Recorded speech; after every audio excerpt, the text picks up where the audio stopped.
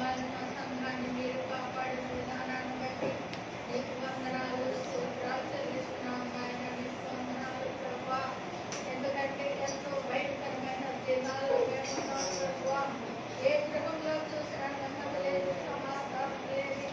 దినాల్లో మేము ఉన్నాము కనుక నాయన ప్రతి దినము నీ పాదాల చెంత చేరి నీకు మొరపెడుతుండగా నాయన నాకు మొరపెట్టుకునే నీకు ఉత్తరమిస్తానని నువ్వు వాగ్దానం చేస్తున్నావు దేవుడికి. అయ్యా నీకు మొరపెడుతున్నాము నాయన. నీ పునరుద్ధాన దినాన ప్రభువా నీ మందిర ఆవరణంలో చేరి ప్రభువా మేము నిన్ను ధ్యానించుతుండగా నాయన నిన్ను మహిమపరుస్తుండగా మీరు మాతో ఉంటారని విశ్వాసంతో నమ్మికతో నా తండ్రి నీ పాదాల చెంత చేరి అడుగుతున్నాము తండ్రి. నీకు వందనాలు ప్రభువా. నువ్వు ప్రతి ఒక్కరిని పరీక్షించి పరిశోధించి చూస్తున్న దేవుడిని. దయగలిగిన దేవా, కృప కలిగిన దేవానికి స్తోత్రములు. ఇప్పుడు నీ దైవ దాసులు నాయన మీరు నిలబెట్టుకుని నా ప్రభువా ఏ హృదయానికి ఏ వాక్యం అవసరమైందో నా తండ్రి మీరే నాయన బిడ్డను నిలబెట్టుకుని మీరు మాతో మాట్లాడమని మీ పాదాలకు అప్పగించుకుంటున్నాను తండ్రి. పరిశుద్ధాత్మ దేవా నీకు వందనాలు స్తోత్రాలు ప్రభువా. నీ కంచి నీ కాపుదల ఇక్కడ ఉంచమని అడుగుతున్నాను ప్రభువా. అయ్యా మేము ఆశతో నీ సన్నిధికి మేము వచ్చి ఉండాలి. ఆశ గల ప్రాణాన్ని నువ్వు తృప్తిపరిచే దేవుడు నీ పాదాలు బట్టి ప్రతి మార్పుతున్నాము నాయన. నీకు వందనాలు స్తోత్రాలు చెల్లించుకుంటున్నాం. నీ దైవదాసులు మాతో మాట్లాడినప్పుడు ప్రభువా అది మంచి నేలను పడిన విత్తనములు ఫలించినట్లు ప్రభువా మా హృదయాల్లో ఫలించడానికి నీ కృప నీ సన్నిధి మాకు తోడుగా ఉండాలి. మీ బలారాధన అంతట్లో ప్రభువా మీరు మాకు సహాయం చేయమని ప్రార్థిస్తున్నాం. ప్రతి ఒక్క హృదయాత్మను మాట్లాడమని ప్రభువా నీకు స్తోత్రములు నాయన. నువ్వు చూసి చూడనట్టు ఉండొద్దు ప్రభువా. అందరూ అంతటా మారు మనసు పొందాలన్నావు నాయన. పాప క్షమాపణ పొందాలన్నావు కనుక నాయన నీ పాదాలు బట్టి ప్రార్థిస్తుండగా నాయన ప్రార్థనలకు ప్రతిఫలము దీవెన దయచేసి నాయన నీ కృప నీ సన్నిధి ఇక్కడ తోడుగా ఉంచి అన్ని విషయముల ప్రభువా మీరు మాకు తోడుగా ఉండి నీడగా అండగా పట్టగా కోటగా ఆశ్రయ దుర్గముగా ఉండి మమ్మల్ని మీ పాదాలకు అప్పగించుకుంటూ ఈ చిన్న మనవులు మీ పాద సన్నిధిలో చేర్చుకుని నీవి నా ప్రతిఫలము దయచేయమని యేసయ్య నామాన్ని బట్టి మీ కిలిమిరికతో బ్రతుకులాడడిగి ప్రార్థించి వేడుకొనుచున్నాము తండ్రి. ఆమేన్. అందరికి వందనాలు. దయచేసి కూర్చున్నాము.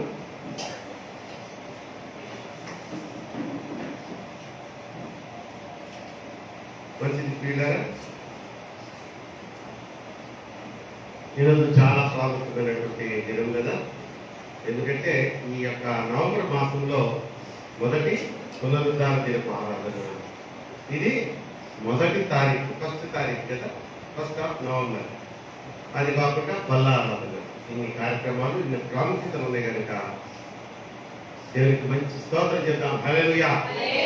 ఈ దినాన్ని మనం చూసుటకు, ఈ ఆరాధనలో మనం పాలు పంచుకున్నటకు దేవుడు ఇష్టపడి మరి తన సన్నిధికి నడిపించారు. మరి ఎందరో ఈ భాగ్యాన్ని కోల్పోతున్నారు, రాలేకపోతున్నారు. మరి కారణాలైతే నాకు తెలియదు కానీ దేవుడు వారిని నడిపించును కాక. మరొకసారి మీ అందరికీ, కూడి వచ్చిన మీ అందరికీ మన ప్రభువును మీరు ప్రాణంలో అందరికీ వందనాలు, అందరికీ ఆశీర్వాదాలు తెలియజేస్తూ కొద్ది నిమిషాలు మనం వాక్య జ్ఞానం చేసుకుందాం. వాక్య జ్ఞానంలో ఆసక్తి ఉన్నవారు దేవునికి స్తోత్రం చెప్తాం. హల్లెలూయా. కొంతమంది చెప్పలేదు, వారికి ఆసక్తి లేదనుకుంటారు. అయినా దేవుడు వారికి ఆసక్తి కలిగించును కాక. నేను స్తోత్రం చెప్పమన్నప్పుడు తల దించుకుంటానేమో అనుకుంటున్నాను. ఆ సెకండ్లోనే మొత్తం స్కాన్ చేస్తా, ఎవరెవరు నోరు తెచ్చారు, ఎవరెవరు నిర్లక్ష్యంగా ఉన్నారు. నిర్లక్ష్యంగా అలక్ష్యంగా ఉంటే దేవుని సన్నిధిలో ఎవరికి నష్టం? నాకు నష్టం. నువ్వు స్తోత్రం చెప్పకపోతే నాకు నష్టం. లక్ష్మి, నువ్వు సమయానికి చర్చికి రాకపోతే నీకు నష్టమా నాకు నష్టమా? మంజు, శుక్రవారం ఆరాధనలో పాట పాడేదానికి దైవ దేవునికి సపోర్ట్గా ఉండే వారు రాకపోతే వారికి నష్టమా, దైవజనుడికి నష్టమా? అదే దేవునికి స్తోత్రం. బాగా క్యాచ్ చేస్తాను మంచి బిడ్డలు, కానీ ఆచరణలోకి వచ్చేటప్పుడు కొంచెం నిర్లక్ష్యంగా ఉంటుంది. సరే, ఈరోజు మన వాక్యాంశము ఎవరైనా చెప్పగలరా అమ్మా?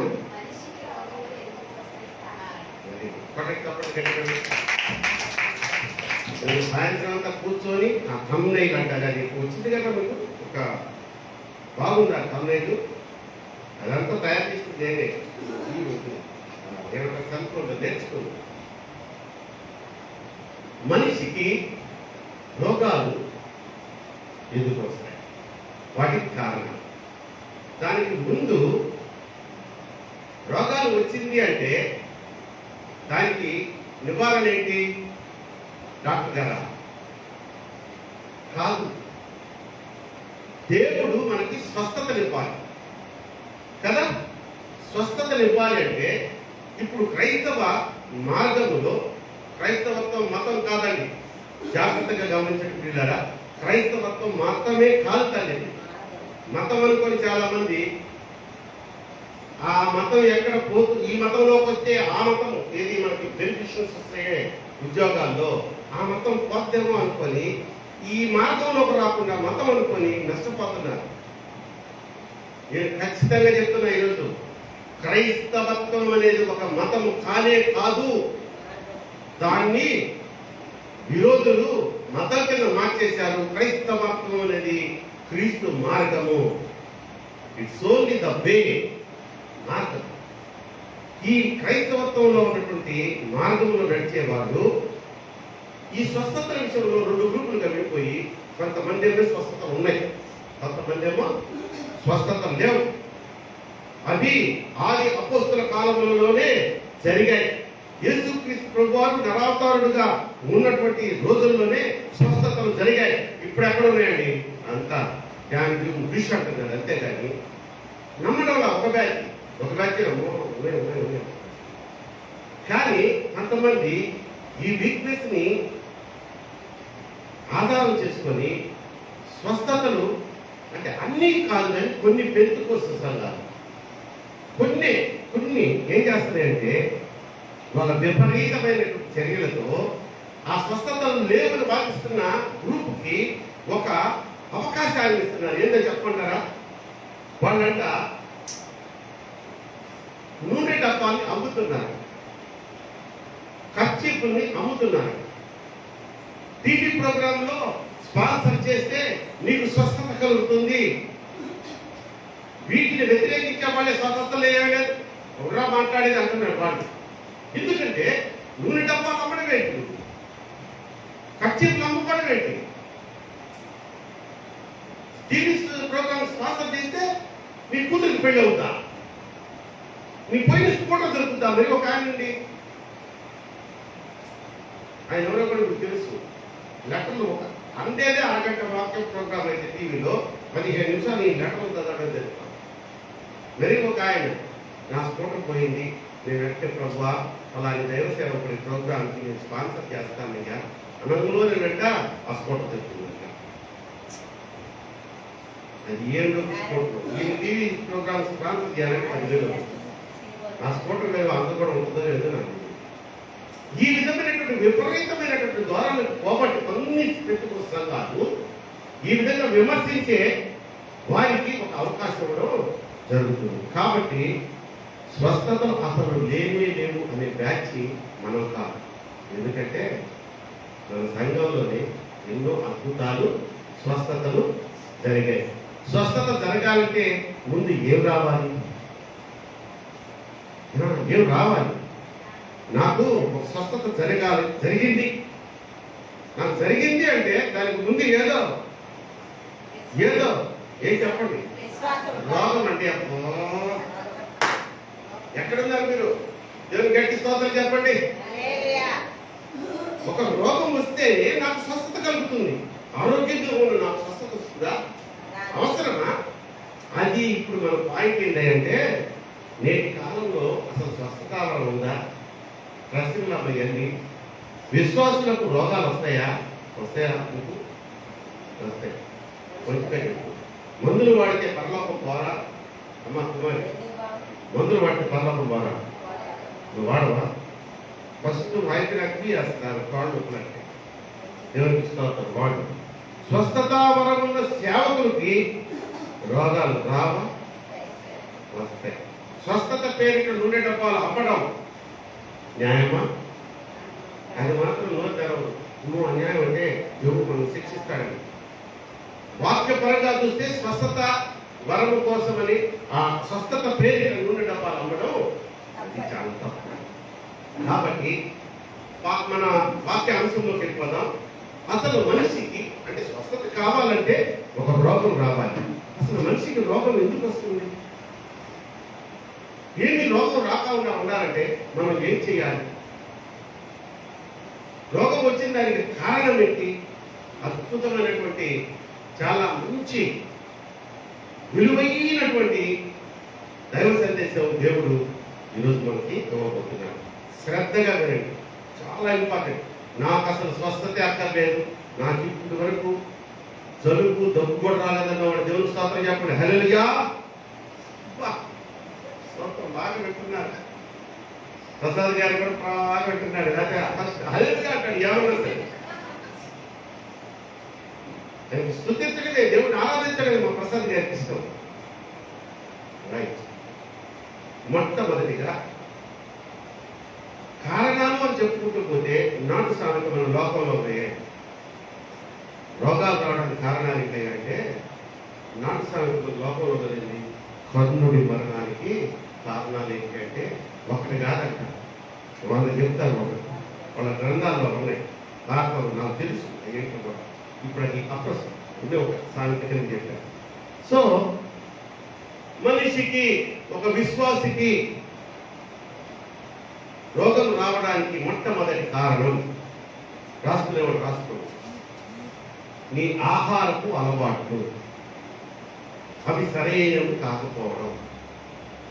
చూడండి, మనుషుల్లో రెండు రకాలు ఉంటారు ఆహారపు అలవాట్లు.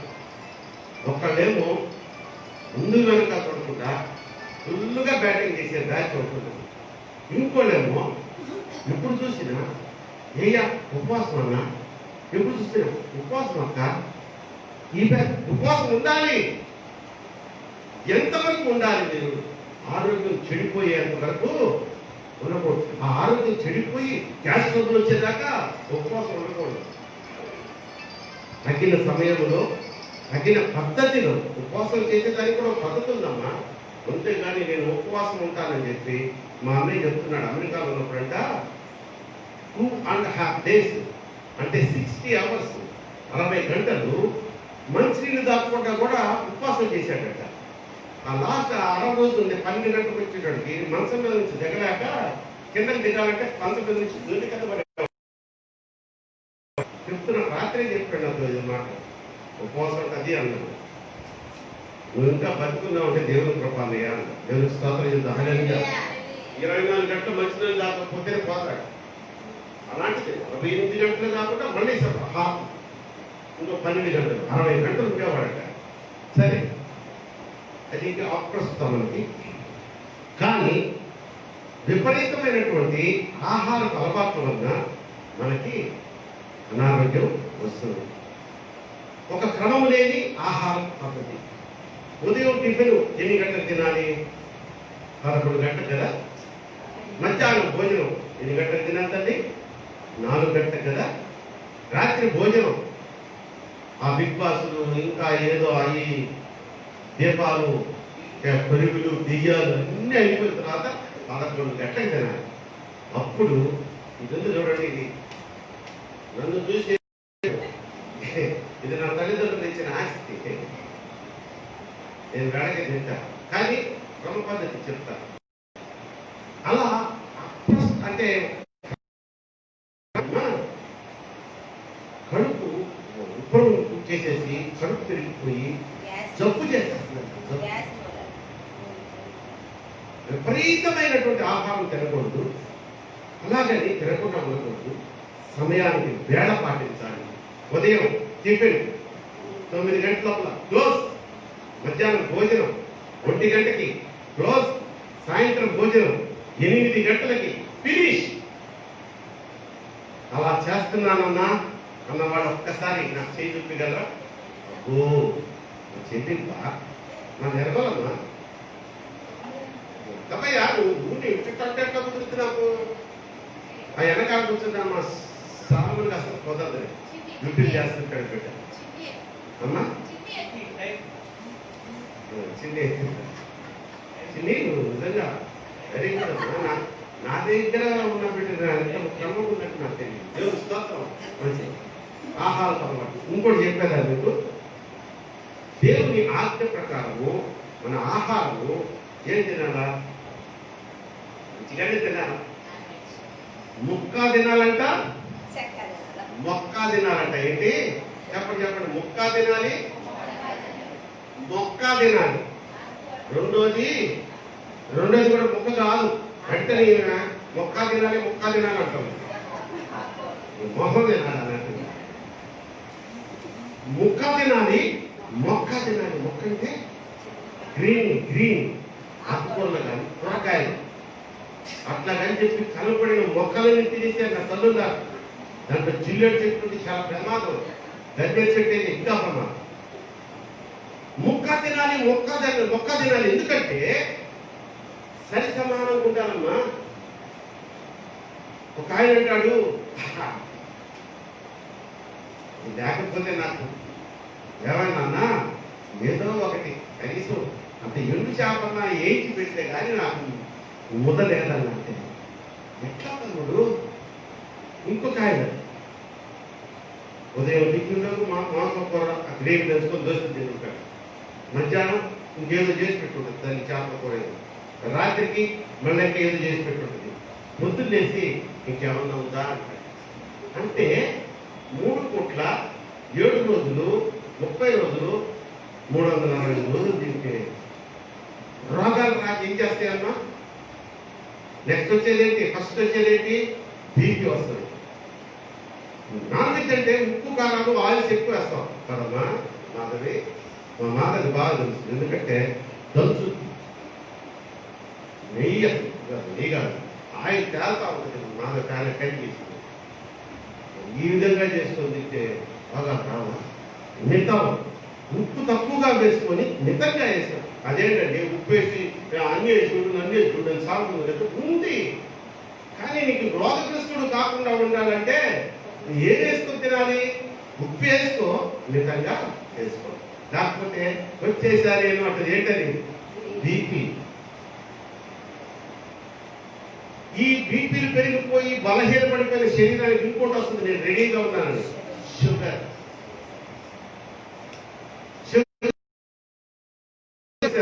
అట్లయితే ఇక నాకు పనే ఉందని నేను హార్ట్ అటాక్ వస్తుంది. రోగాలు, ఆహారపు అలవాట్లు సరిగా లేనందువలన మనిషికి రోగం వస్తుంది. మితమైన ఆహారం తిన్నట్లయితే ఈ చండాలమైనటువంటి ఆహారం అంతా తినేసి అప్పుడు దేవుడి దగ్గరికి పోయి మందిరానికి వచ్చి మహిమగల స్థానం అన్నాడు కదా, కారణంగా ఇక్కడ అగ్ని మండుతుంది అన్నాడు కదా. నేను రాత్రి మాంసం తిన్నాను, అరగట్లేదు. అక్కడ పోతే మంట మండి అరిగిపోతుంది. ప్రభు అన్నాడు అనుకో, స్వస్థపరుస్తాడు. దేవుని స్తోత్రం చెప్పండి. హల్లెలూయా. స్వస్థపరుస్తాడు. ఇక్కడ రాత్రి తిన్నా మాంసం అరిగిపోతే ఏం చేయాలి? ఆ తర్వాత ఇంటికెళ్ళి లైట్గా ఏదన్నా తిని పడుకోవాలి. మండిపోయి కుమ్మేవాడుకో ఇంటికెళ్ళి. అక్కడికి కూడా మన ప్రభు అంటే ఏంటి దాన్ని సంగతి ఎక్కడ పెట్టారు?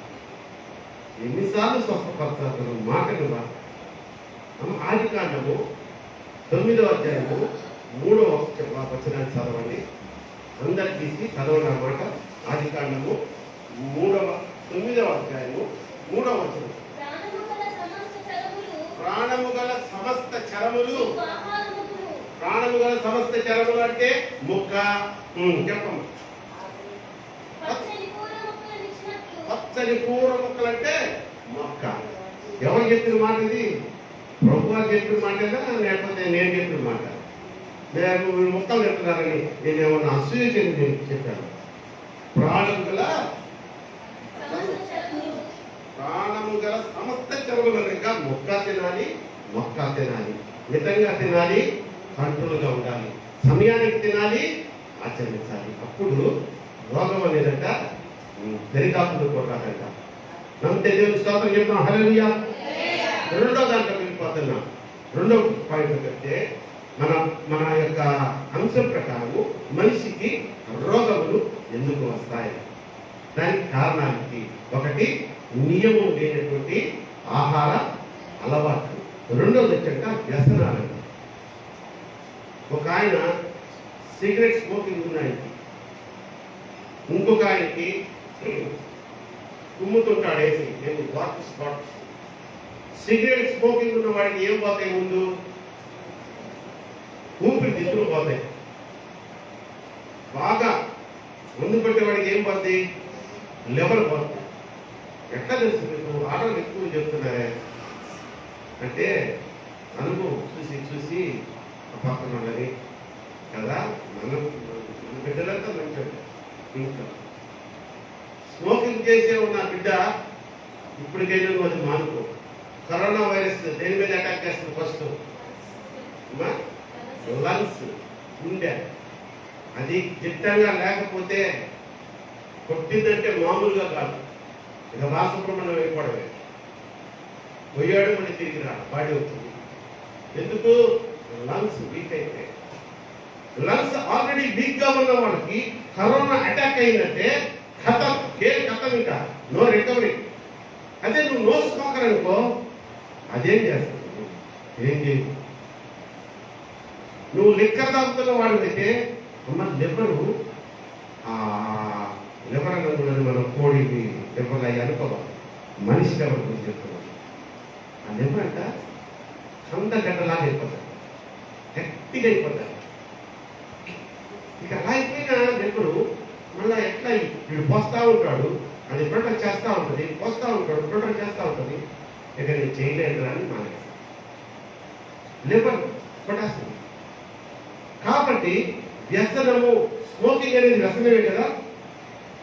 మరి ఇదేంటంటే డ్రింకింగ్ అనేది కూడా వ్యసనమే కదా. గుట్కా వేయడం అనేది కూడా వ్యసనమే కదా. వ్యసనం అంటే తెలుసు కదా, ఏమంటారు దాన్ని అమ్మా? It's habit, bad habit. ఒక రోజంట ఒక భార్య, నేను తాగుబోతున్న ఎంత ఫన్నీగా మాట్లాడతారో చెప్తాం, నౌకోలు కడమన్నప్పుడు అప్పుడప్పుడు. ఒక తాగుబోతున్న భార్య విసిగిపోయి వాడిని చూసి ఒరే భర్తనేలే ఏం చేస్తాం, ఒక్కోసారి మా తల్లులు కోపం వస్తుంది, తెప్పిస్తాను మీరు ఇట్లాగా ఒకసారి కాదు కాదు ఒరే తాగి ఆ లివర్ పోయి చస్తావా అనిందంట. ఏదైతే సచ్చిన మాది వీరమరణమే అన్నాడంట. ఏం మాట్లాడుతున్నారా? తాగుపోతాడా? తాగి చస్తే వీరమరణం అనేది అవునే. లెక్కలకి లివర్కి జరిగే పోరాటంలో ఈ వీరుడు మరణిస్తాడా? అలా ఉంటే వాళ్ళు అనే సమర్థించుకుంటారు. ఇంకోడేమో మేము తాగి ట్యాక్సులు కట్టకపోతే ప్రభుత్వం నడుస్తుందా అంటాడు. ఎక్కడికక్కడ కారణాలు వెతుక్కుంటారు. సరే, వ్యసనాల వలన మనకేమొస్తాయమ్మా? స్మోకింగ్ వలన ఊపిరితిత్తులు పోతాయి, బాగా తాగడం వల్ల లివర్ పోతుంది, గుట్కాలు వేసుకోవడం వల్ల క్యాన్సర్ వచ్చేస్తుంది. క్యాన్సర్ అది చాలా భయంకరమైనటువంటి. ఇంకా అలవాటు, భయంకరమైన అలవాటు.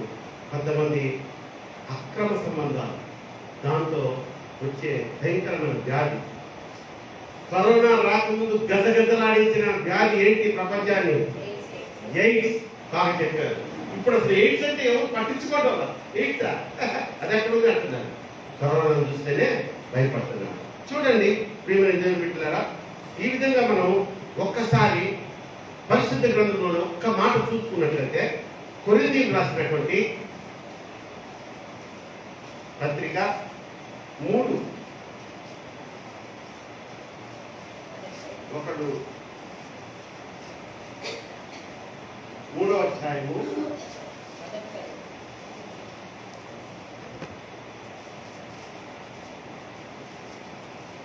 1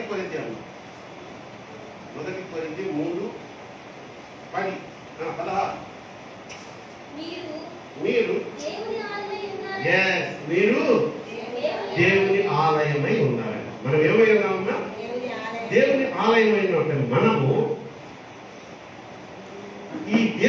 ఆలయాన్ని ఈ పాడు పనులతో వ్యసనాలతో చెడగొట్టొచ్చా?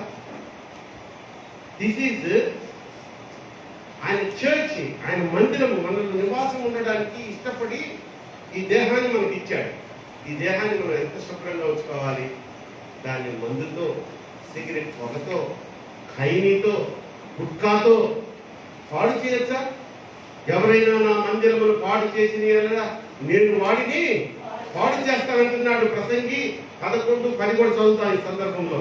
ప్రసంగి 11:10 తరగతి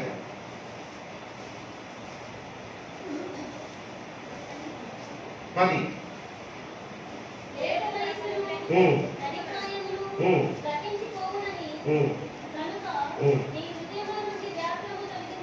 నీ హృదయంలో నుండి తొలగించుకును. నీ దేహమును చెరుపు దానిని కొట్టండి చప్పట్లు గట్టిగా. నీ దేహమును చెరుపు దానిని.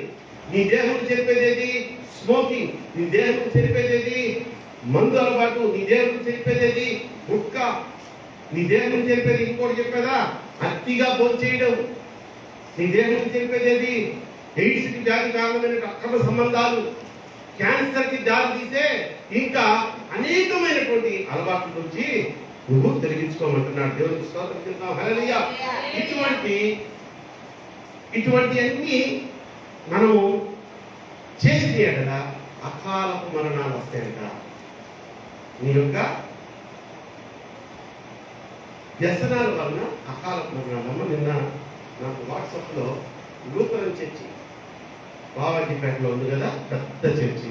ఆ చర్చి మెంబరు 26 సంవత్సరాల కుమారుడు రెప్ అని పెట్టారు బొమ్మ.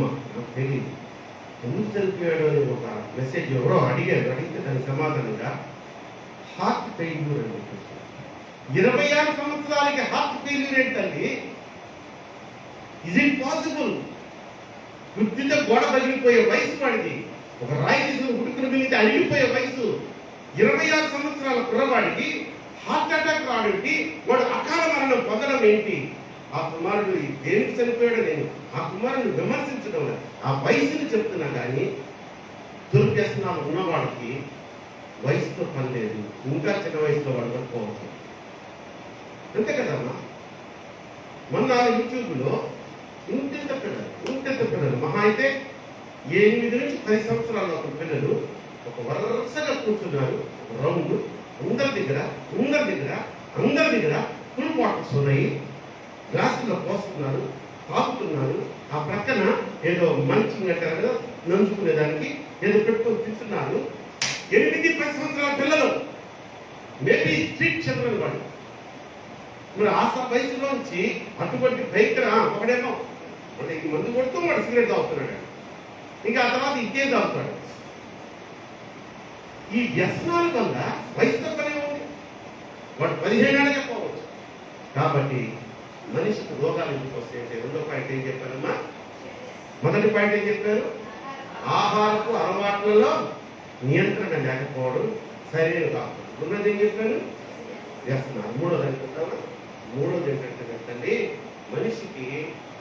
మనిషికి రోగాలు ఎందుకు వస్తాయంటే కారణం ఏంటంటే దురాత్మల ప్రభావం వల్ల వస్తున్నాయి. పరిశుద్ధ గ్రంథంలో సమయం లేదు కాబట్టి నేను వాక్యానికి చూపించడం లేదు. పరిశుద్ధ గ్రంథంలో అందరికీ తెలిసిన ఒక ఇన్సిడెంట్ ఉంది. 18 సంవత్సరాల నుంచి నడుము వంగిపోయిన ఒక స్త్రీ ఉంది. ఎవరికైనా గుర్తుందా? గుర్తున్న వాళ్ళ దేవుడు స్తోత్రం చెప్పండి. హల్లెలూయా. 18 సంవత్సరాల నుంచి నడుము వంగిపోయిన ఆ యొక్క ప్రభువా ఈయనకి ఎందుకు ఈ రోగం వచ్చింది అంటే దురాత్మల ప్రభావం వచ్చింది. ఆయన ఇది ఒక రోగము కాదు, దురాత్మ లోపల చేరి ఆమెని ఆ విధంగా లొంగదీసిందంట. ప్రపంచంలో దురాత్మలను ప్రాలదోనే శక్తి ఎవరికైనా ఉందయ్యా అంటే యేసయ్యకు ఒక్కడికి ఆ శక్తి ఉంది. స్తోత్రం చెప్పు. హల్లెలూయా. యేసయ్య నామంలోనే శక్తి ఉంది. దురాత్మలు పెట్టిన వారి దగ్గరికి వెళ్ళి నువ్వు యేసు నామం చెప్పి గద్దించు, అక్కడ నుంచి వాళ్ళు వచ్చి మొదటి ప్రశ్న జవాబు ఏంటి తెలుసా? అమ్మో నేను పొద్దున నాకు మంటలు మంటలు మంటలు కాల్చేస్తున్నాయి, నన్ను కాల్చేస్తున్నాయి.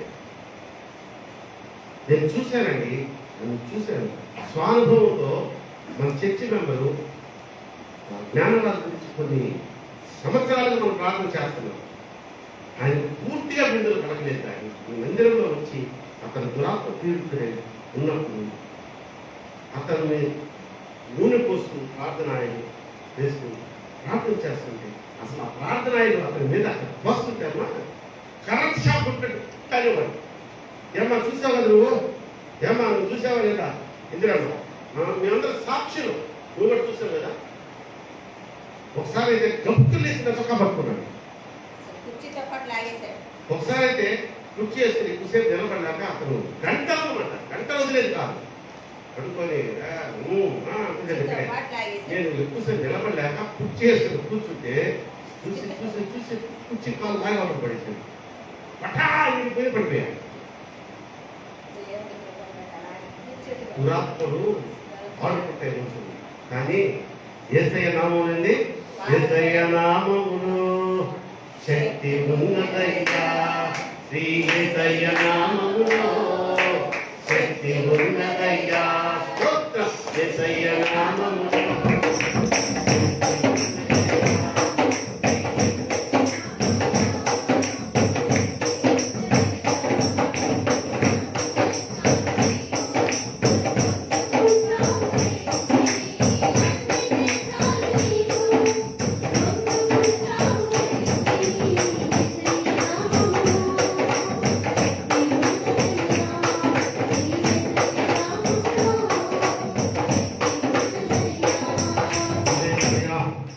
మంచిది పిల్లగా ఒక వ్యక్తికి బాగా వినండి. రక్షించబడినాము, బాప్తీసాలు తీసుకున్నాము అన్న బిడ్డలు మాత్రం జాగ్రత్తగా వినండి మాట. ఒక వ్యక్తికి కొన్ని దురలవాట్లు ఉన్నాయి. పెద్ద ఏం లేవు. ఇప్పుడు సిగరెట్ స్మోకింగ్ ఉందా అనుకున్నాం, అది పెద్ద దురలవాటు కాదు, కానీ ప్రాణాంతకమైనటువంటి దురలవాటే. దాన్ని వదిలేసుకున్నాడు, మారు మనసు పొందేశాడు. లేకపోతే ఏదో డ్రింకింగ్ చేసేవాడు అప్పుడప్పుడు, అలవాటు కూడా వదిలే అనుకున్నాడు, మారు మనసు పొందాడు, వదిలేసి బాప్తిజం తీసుకున్నాడు. నన్ను బాప్తిజం తీసుకున్న తర్వాత 1 సంవత్సర కాలము అది మామూలు భక్తి కాదు. అందరికంటే ముందు రావడం, అందరికంటే ముందు గుడి చేయడం, లేకపోతే సాపలు ఎత్తేయడం, లేకపోతే మన చుట్టూలో దేవుడికి స్తోత్రం. సాపల కాలం పోయింది, కుర్చీల కాలం వచ్చింది, దేవుడికి స్తోత్రం చెప్దాం హల్లెలూయా. కుర్చీలన్నీ సర్దేయడం, కిటికీల్లో దుమ్ము ఉంటే దుచ్చేయడం. యమాభక్తి 1 ఇయర్ తర్వాత మళ్ళా ఎవడో ఉంటారు కదా ఈ దురలవాటు ఉన్నవాడు. ఏంది ఒకసారికి ఏమవుతురా మూతి పెట్టాడు. ఎందులో?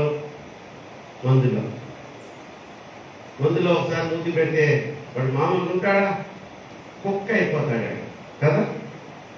మళ్ళా సిగరెట్ ముట్టించాడు అనుకో, ఇక ఆగుతాడంటే ఒక్కదాంతో మళ్ళా సిగరెట్లు కొట్టాడు. అలాంటి విశ్వాసులారా, స్త్రీలారా, నేను ఎక్కువగా పురుషులకు సంబంధించిన అలవాట్లు చెప్తున్నానని సంతోషం కూడా మాట్లాడింది. వాళ్ళకుండే ఈ 2 అయితే సిగరెట్ మనం నీకేం అలవాట్లు ఉంటాయి? మీకు ఉన్నాయి. అంబాకు చేస్తారే, మన చెట్లు లేకపోవచ్చు, మీరు కొంచెం క్లాస్ కాబట్టి. ఇక్కడ పడతారు చూడండి అమ్మా స్త్రీలు, ఆకువక్క అది కూడా దురలవాటే, క్యాన్సర్కి దారి తీస్తుంది. అలాంటి అలవాటే వదిలేసుకుంటే మళ్ళీ తిరిగి బాప్తిసం పొందిన తర్వాత మళ్ళీ వాటి జోలికి పోకూడదు. పోతేనంటే ఏమవుతుందంటే, ఒకసారి నువ్వు బాప్తిసం తీసుకొని పరిశుద్ధపరచబడి దేవుని ఆత్మను పొందుకొని రక్షించబడిన స్థితిలో ఉన్న నీలో ఉన్న దురాత్మ వెళ్ళిపోయింది. ఆ సిగరెట్ అది దురాలవాటు కలిగించేది దురాత్మే. మందు అనే దురాలవాటు కలిగించేది దురాత్మే. అది వెళ్ళిపోయింది. వెళ్ళిపోయిన తర్వాత సంవత్సరం తర్వాత వచ్చి చూస్తే వీడు మళ్ళీ కొత్తనాడు మందు, లేకపోతే మళ్ళీ సిగరెట్ తాగుతాడు. అబ్బో దొరికాడు రాని ఈసారి ఒక్కటే రాదు. ఎమ్మడా ఎన్ని ఆత్మలమ్మా? 7 ఆత్మలు తీసుకొని వస్తుందంట. 7 ఎన్ని? ఒక్క సిగరెట్ వదిలేసావు పోయింది, మళ్ళీ ఎన్ని తెచ్చింది? సిగరెట్తో పాటు మందు, గుట్క, ఖైని, కారా, కిడ్లీ, ఇంకా ఏంటో 8 దురలవాట్లు తెచ్చిపడాలి. ఖండం మీ లైఫ్ అంతే. నేను రాలేవు దాంట్లో బయట. కాబట్టి జాగ్రత్తగా ఉండండి. రక్షించబడ్డాను, నాకేం పర్వాలేదు. ఒకసారి నేను రక్షణ పొందేశాను కదా, ఆఫీసులో తీసేసుకున్నాను కదా, పనులలో చేయబడుతున్నాను కదా, ప్రభు శరీరాన్ని ఆ యొక్క రక్తాన్ని స్నానం చేసి పూజిస్తున్నాను కదా అనుకొని మళ్ళా వేలు పెట్టారు వస్త్రంలో. జాగ్రత్త. దేవుడు మాట్లాడుతున్న మాట మళ్ళా నువ్వు తిరిగి లేయలేదు. 1, రోగాలు ఎందుకు వస్తాయి? 2, ఎందుకు వస్తాయి? దొరికేస్తున్నాను. 3, ఎందుకు వస్తాయి? దురాత్మ. ఇప్పుడే చెప్పాను కదా, దురాత్మ. 4వ దానికి వెళ్ళిపోతాం. చూడండి, అద్భుతమైన మాట ఇది. అపరాధం వలన, పాపం వలన మనం ఒక మనిషి యొక్క వ్యాధిగ్రస్తునిగా మార్చబడతారండి. దీనివల్ల అపరాధం వలన, పాపం వలన. చూడండి, నేను చెప్తున్న ఈ కారణాలు రోగులలో అందరిలో ఎన్నిక 3 కారణాలు ఉన్నాయనుకోబాకండి. ఏదో ఒక్కటి చాలు. నువ్వు రోగగ్రస్తుడు కావాలంటే, వ్యాధిగ్రస్తుడు కావాలంటే నువ్వైతే ఆహార నీవు లేకుండా ఉండవచ్చు, పోతే ఈ వ్యసనాల వల్ల నువ్వు రోగగ్రస్తుడు అయ్యవచ్చు, లేదా ఒక దురాత్మ పీడితుపై నువ్వు రోగగ్రస్తుడు అయ్యవచ్చు. 4 చూస్తే నువ్వు అపరాధం చేసిన వాడు అయ్యవచ్చు, లేదా ఒక పాపంలో నువ్వు పట్టబడి బయటకు లేకుండా కుడితిలో బండి ఎరగంటదే. తెలుసా మీకు? కుడితిలో బండి ఎరగ ఎప్పుడైనా చూసారా? బయటకు రాలేదు. అది ఆ కుడితిలో కుట్లు ఆడుతూ ఉంటుంది. ఆ పాపంలో కుట్లు ఆడుతూ ఉంటారు. ఆ అపరాధ భావంలో కుట్లు ఆడుతూ ఉంటారు. దేవుడు స్తోత్రం చెప్తాం. హల్లెలూయా. పాపం వలన ఒక వ్యక్తి వ్యాధిగ్రస్తునిగా ఎలా మార్చబడ్డాడు, ఎంత హీన స్థితిలోకి. తన అపరాధం వలన ఎన్ని మార్లు గద్దించిన లోబడిన వాడికి ఏమొస్తుంది? ఆశీర్వాదము హఠాత్తుగా వచ్చి పడుతుంది ఉందా? మరణము హఠాత్తుగా వచ్చి పడుతుందంట. చూడండి, మన పరిశుద్ధ గ్రంథంలో బైబిల్ చూడండి. అందరు నా సైడ్ చూడండి, నా సైడ్ చూడండి. పరిశుద్ధ గ్రంథంలో యెహోరాము అనే ఒక రాజు ఉన్నాడట. యెహోరాము ఎవరి కొడుకు అంటే యెహోషాపాతు అనే ఒక రాజు గారి కొడుకు. యెహోషాపాతు అంటే ఆయన మీదకి ఏకధాటిగా ఒక్కసారి 5 దేశముల సైన్యం, అంటే ఈ దగ్గర 5 లక్షల మంది సైన్యం ఉంటే 5 దేశాలు కలిపి 10 లక్షల మంది సైన్యం వచ్చి యుద్ధానికి పడిపోయారు. అప్పుడు భక్తిగా ఆ రాజు, ప్రభువా ఏంటి మా పరిస్థితి, మా బలం చాలదే, నీకెందుకు నువ్వు చూస్తా ఉంటే నేను చూసుకుంటానని ఒక్క కత్తి కానీ ఒక్క బాణం కానీ లేకుండా గెలిపించాడు దేవుడు ఆ రాజు. ఎవరిని? యెహోషాపాతుని. యెహోషాపాతు అంత భక్తి పొంగవుడైనటువంటి ఆ రాజు యొక్క కుమారుడు ఈ యొక్క యెహోవా రాము. చూడండి, అతన్ని ఎంత భక్తిహీనుడిగా తయారయ్యాడంటే తండ్రి చేసినటువంటి ఆ యొక్క శుభప్రదమైనటువంటి కార్యాలన్నింటినీ వ్యతిరేకంగా చేశాడు. ఎంత విచారకరమైనటువంటి పరిస్థితి ఈ రోజుల్లో. ఒక టీచర్ కొడుకు టీచర్ అవుతున్నాడు, ఒక రైల్వే ఎంప్లాయీ కొడుకు రైల్వే ఎంప్లాయీ అవుతున్నాడు, ఒక డాక్టర్ కొడుకు డాక్టర్ అవుతున్నాడు. కానీ ఒక భక్తిపరుడి కొడుకు భక్తిపరుడు కాలేకపోతున్నాడు. ఎంత విచారకరం పిల్లరా, ఎంత విచారకరం. చూడండి, ఎందుకు కాలేకపోతున్నాడు? నువ్వు భక్తి పరురాలివే. నువ్వు 18వ ఏటనో 20వ ఏటనో మార్పుల్స్ పొందావు, బాప్తిసం తీసుకున్నావు, వివాహం చేసుకున్నావు, నీకు ఒక మంచి గౌరవప్రదమైనటువంటి ఉద్యోగం ఉంది, ఉద్యోగ స్థలంలో కూడా నీకు ఒక గౌరవప్రదమైనటువంటి పేరు ఉంది. ఉంటే ఆమె క్రైస్తవురాలు రా, ఆయన క్రైస్తవుడు రా, ఉంటే అలా ఉండాలిరా, నీతిగా నిజాయితీగా అన్న పేరు ఉంది. నీ కడుపును పెట్టిన గుడ్డ వాడు ప్యాకెట్ ఆడుతున్నాడు, వాడు ఖైనీలు వేస్తున్నాడు, కుక్కాలు దొరుకుతున్నాడు, సిగరెట్ తాగుతున్నాడు. ఇంకోటి చెప్పారా, ఎన్ని దురలవాట్లు అనుకుంటున్నాడు. పబ్జీ ఆడడం కూడా దురలవాటే. ఆడుతున్నారు నిధులు సరే, నువ్వు ఆడుతున్నావా? ఎవరు ఆడదు. దేవుడు స్తోత్రం చెప్తాం. మన ఎవరి కుమారుల గురించి స్తోత్రం చెప్తాం. హల్లెలూయా అంటే మీరు ఆడుతున్నారా? అస్సలు మా సంబంధం లేదన్నట్టు చెప్పింది అమ్మాయి. మంచిది అలా ఉండాలి తల్లి, నిగ్రహంగా ఉండాలి. కానీ కోపం కదా లాగుద్ది. ఈ యెహోరాము ఏమయ్యాడంటే మాట వినక అంతా నేనేంద్రా అని చేసినప్పుడు ఆ యెహోరామును అంటే దేవుడు గద్దించాడు. అయినా వినల, ఎన్నో మార్లు గద్దించాడు, ఎన్నో మార్లు. ఒకసారి మనం 2వ దినవృత్తాంతములు 2వ గ్రంథము 21వ అధ్యాయము త్వరగా తీస్తే త్వరగా నేను వాక్య పరిచయం ముగిస్తాను. 2వ దినవృత్తాంతములు 21వ అధ్యాయము 18, 19 చదవండి అమ్మ.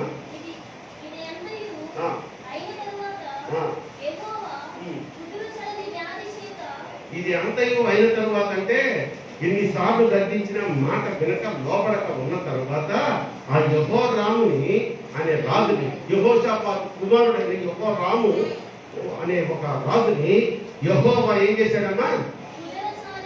కుదరజాలని వ్యాధి చేత అతనిని ఉదరమున అంటే కడుపు మీద ఒత్తినందున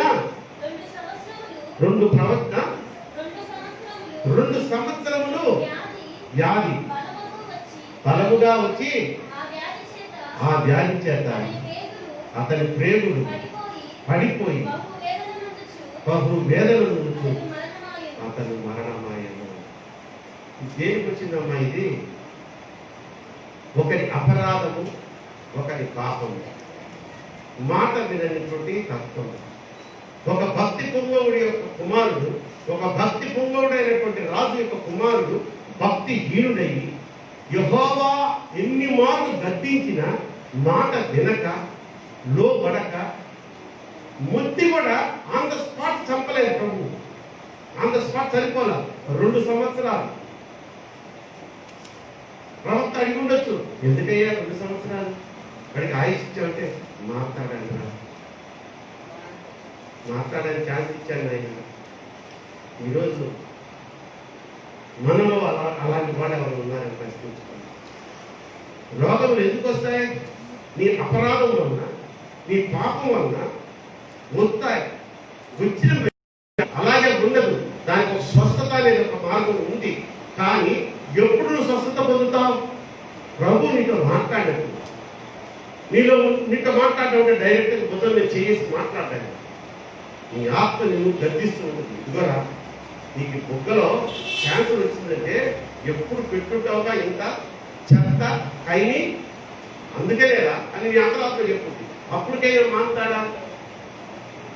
కాబట్టి కామెర్లు జనరల్గా బాగుబోతులకు ఎక్కువ వస్తాయి. కామెర్లు అంటారు జాండీస్ వచ్చినప్పుడు ఒక్క చుక్క తాగావా నీకేం గతం, నీకు బాక్స్ రెడీ అంటారు డాక్టర్. తగ్గిన దాకా అసలు ముట్టనే ముట్టదు. అయ్యప్ప మాల వేసుకున్న వాళ్ళు నిష్టగా ఉంటారు, అలా ఉంటారు ఈ తాగుకుంటారు. అది అలా కంటిన్యూ చేయొచ్చు కదా. అయిపోయిన వెంటనే నీకు నార్మల్ వచ్చింది నాయన, మంచి ఆహారం తీసుకో, జాగ్రత్తగా ఉండు, ఇప్పుడే ఇదవుతుంది అనుకోనే వాడు అప్ప అక్కడ డాక్టర్ ఇక నీకు నార్మల్ ఉందని కూడా నెక్స్ట్ ఇంటికి వెళ్తూ తినకూడని ఒక చికెన్ కట్టించుకుంటాడు, తాగకూడని మందు తీసుకుంటాడు, తాగుతాడు. నెక్స్ట్ ఇక లివర్ టోటల్ ఫెయిల్. నేను చూసాను చాలా, మా పక్కింట్లో ఉన్నవాడు ఎంతో మంది అక్కడ పోవడం ఆఫీసర్. కాబట్టి ఈ యొక్క యెహోరాము ఎటువంటి వ్యాధితో మొత్తపడ్డాడంటే ఒక ఉదర సంబంధమైన వ్యాధితో దేవుడు మొత్తాడు కదా. కానీ 2 సంవత్సరాల అతనికి టైం ఇచ్చాడు. టైం ఇస్తే బహు వేదన పడ్డాడు. లాస్ట్కి అది ఊహించలేము. కానీ పొట్ట పగిలి అంటే పేగులు బయటకు వచ్చేది ఉంది అక్కడ. పొట్ట పగిలేదు లేదు. పొట్ట పగిలితేనే కదా పేగులు బయటకు వస్తాయి. పేగులు బయట పడగా అతను భయంకరమైన మరణం పొందాడు. 4వ పాయింట్ మనం ఏం చెప్తున్నామన్నా? అపరాధం వల్ల, పాపం వల్ల మనిషికి రోగం వస్తుంది. రోగం వచ్చినప్పుడు ఈ చెప్పబడిన 4 అంత ఉండి రోగాలు రావు. వీటిలో ఏదో ఒకటి ఉంటే సార్. 5వ పాయింట్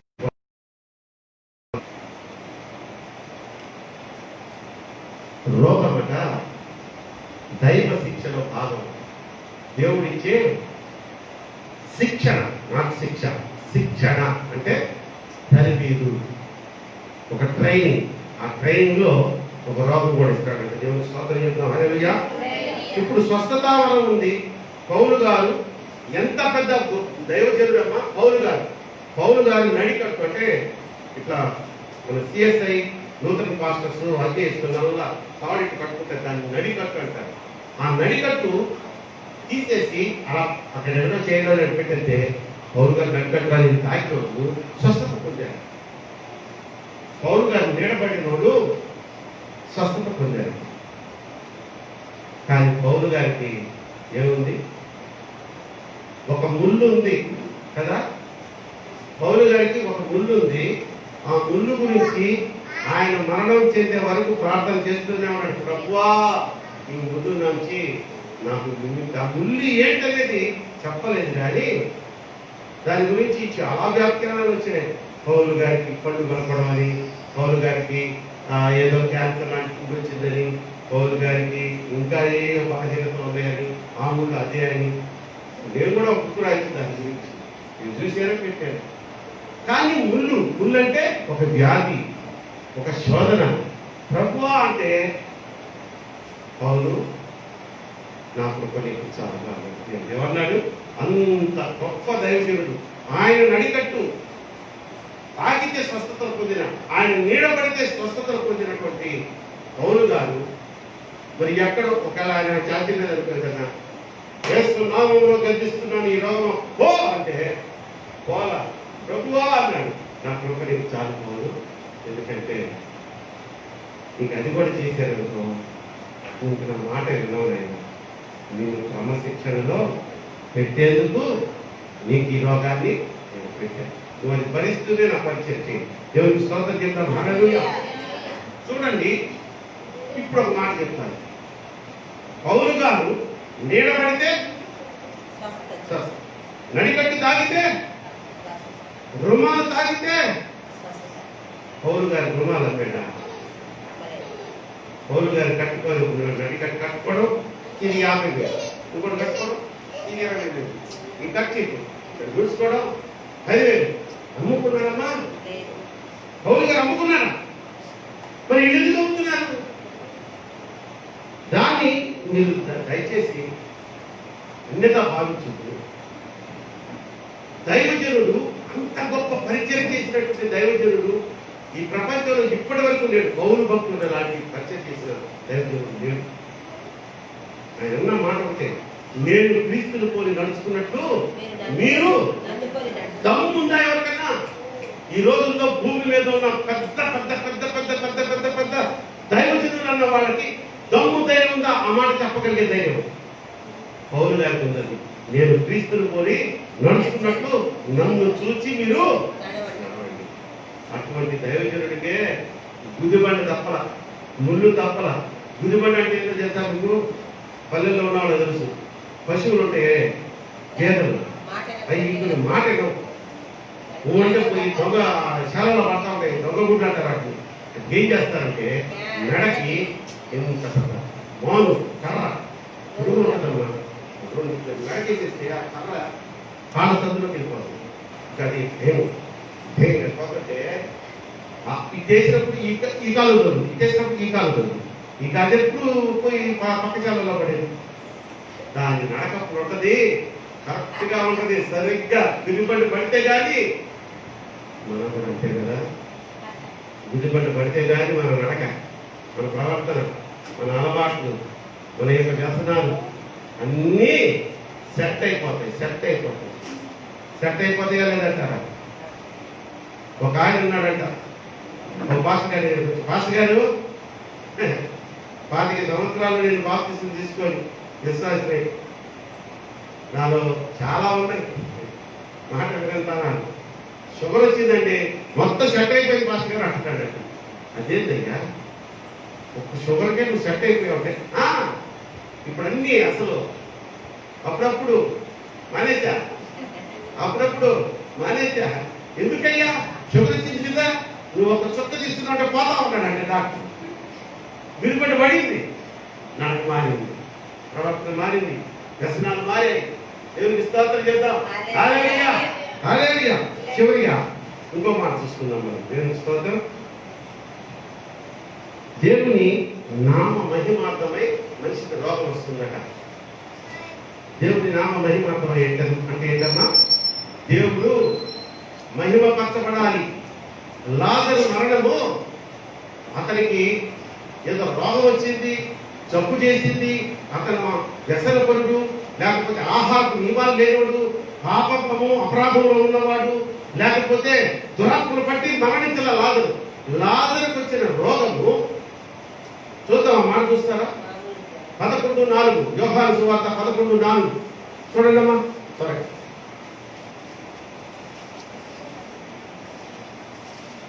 చూడండి, త్వరగా.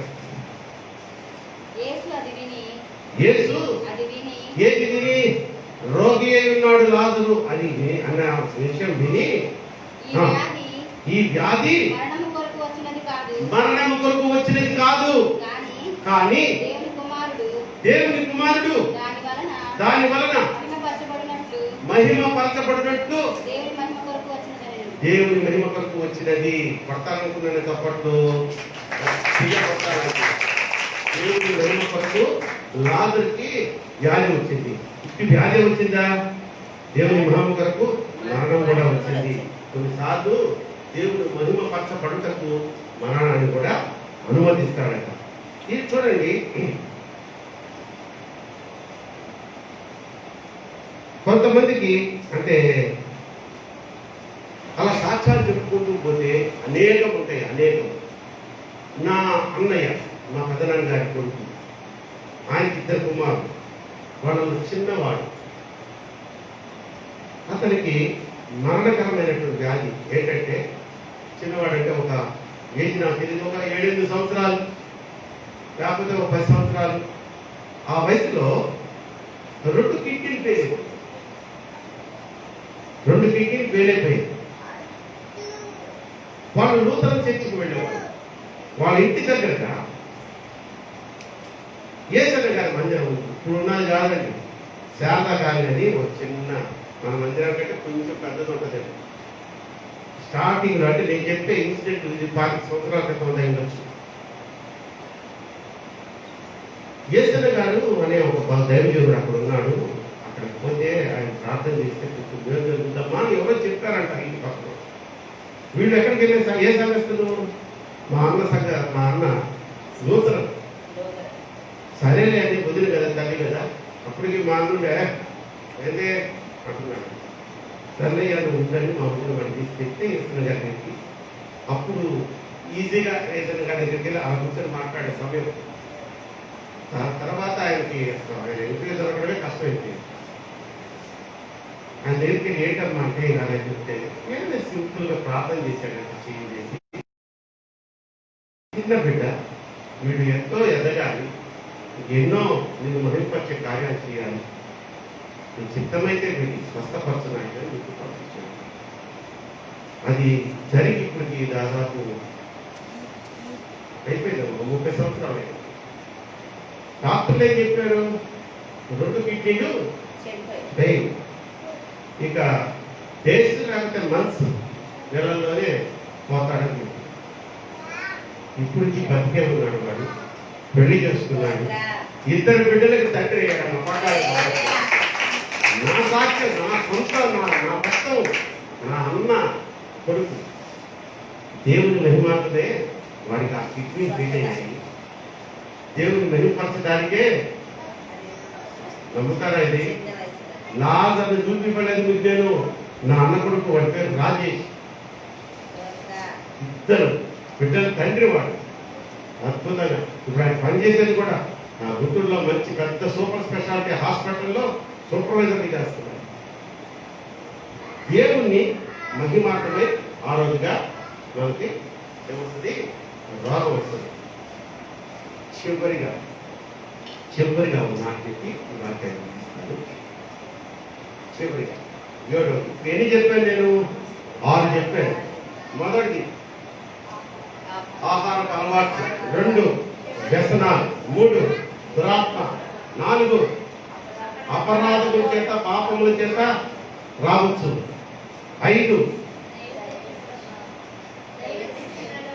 దైవ శిక్షణలో భాగం. 6 దేవుని మహిమార్థము.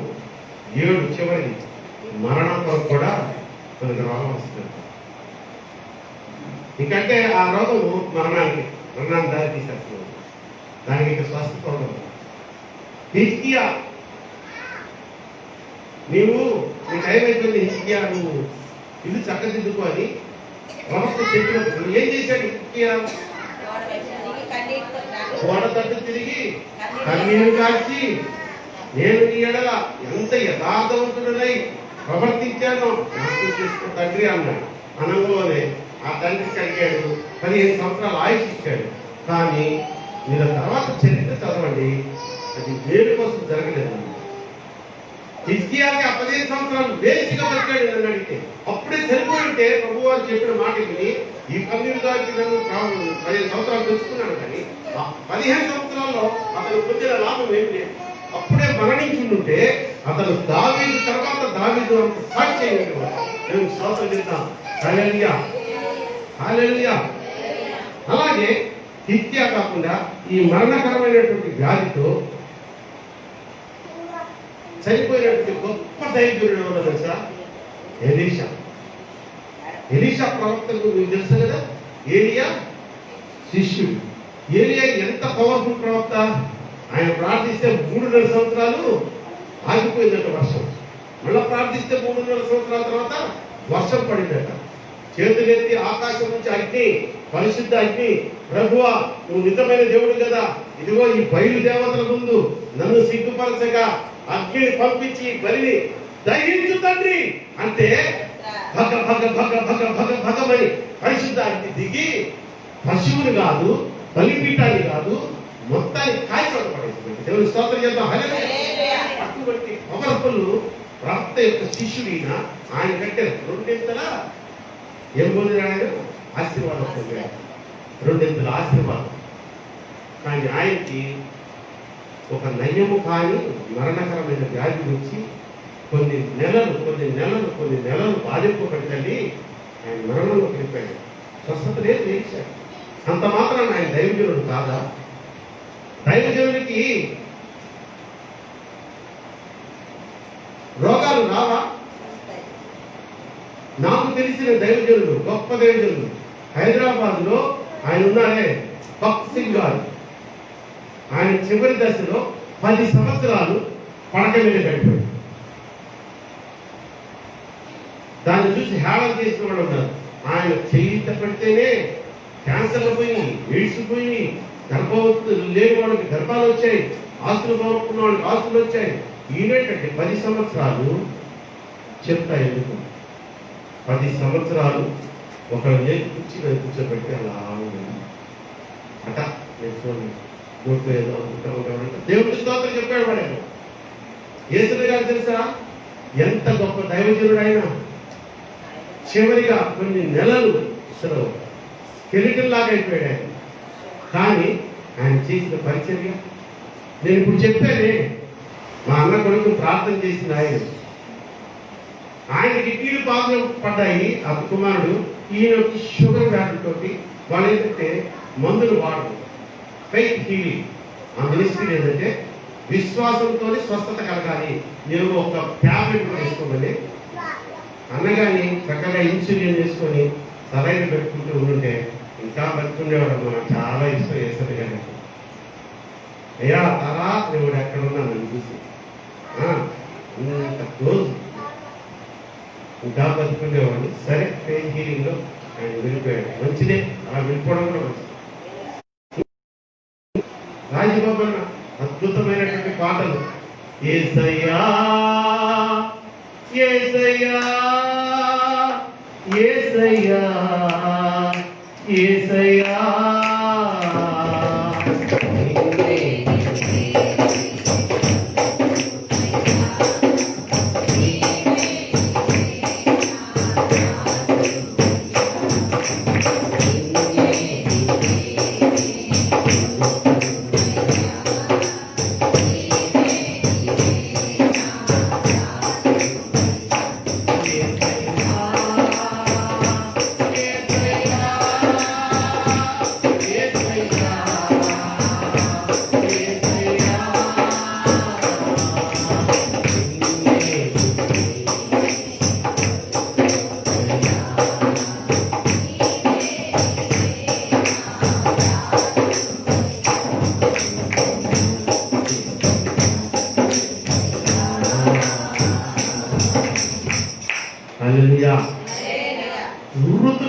ఈ పాట ఆ రోజు ఈ రోజు.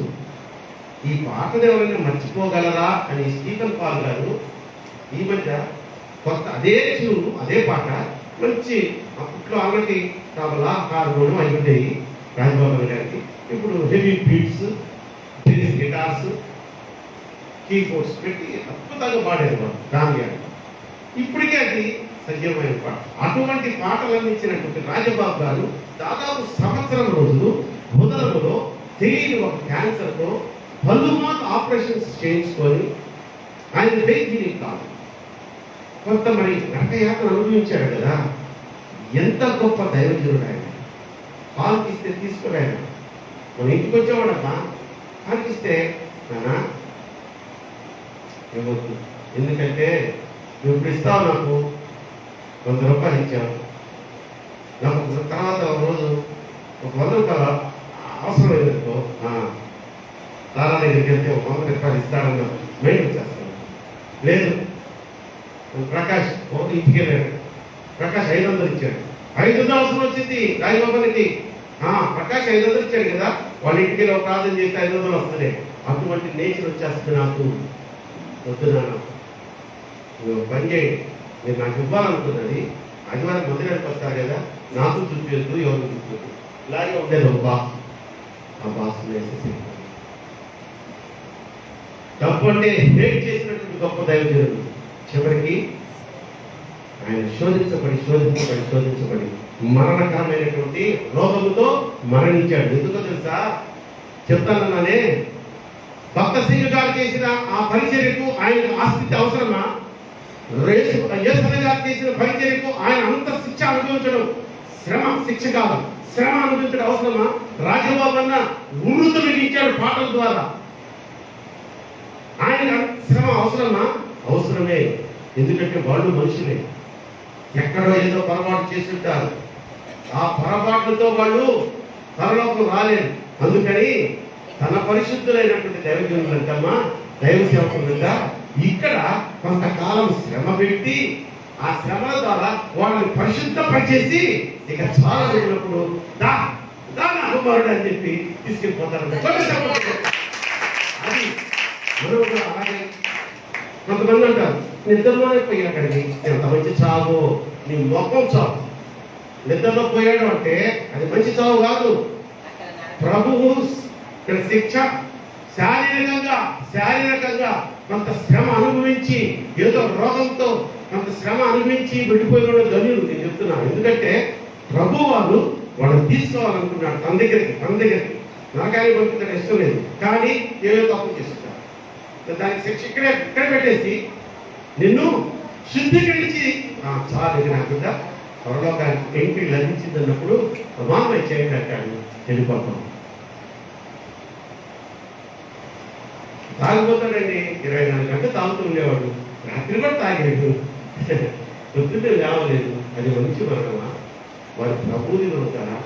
ఆయన సమాజం మీద మాత్రం మంచి పోరాడి తిని నా కొరకు ప్రవర్తించి తిని నా కొరకు జీవక్రియట ఉంచబడినది.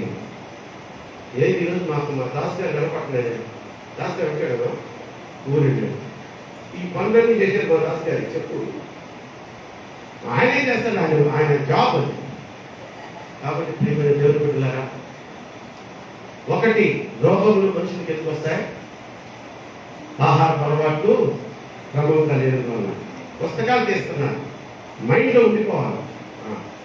రెండోది అమ్మా చేస్తున్నారు. మూడోది దురాత్మ.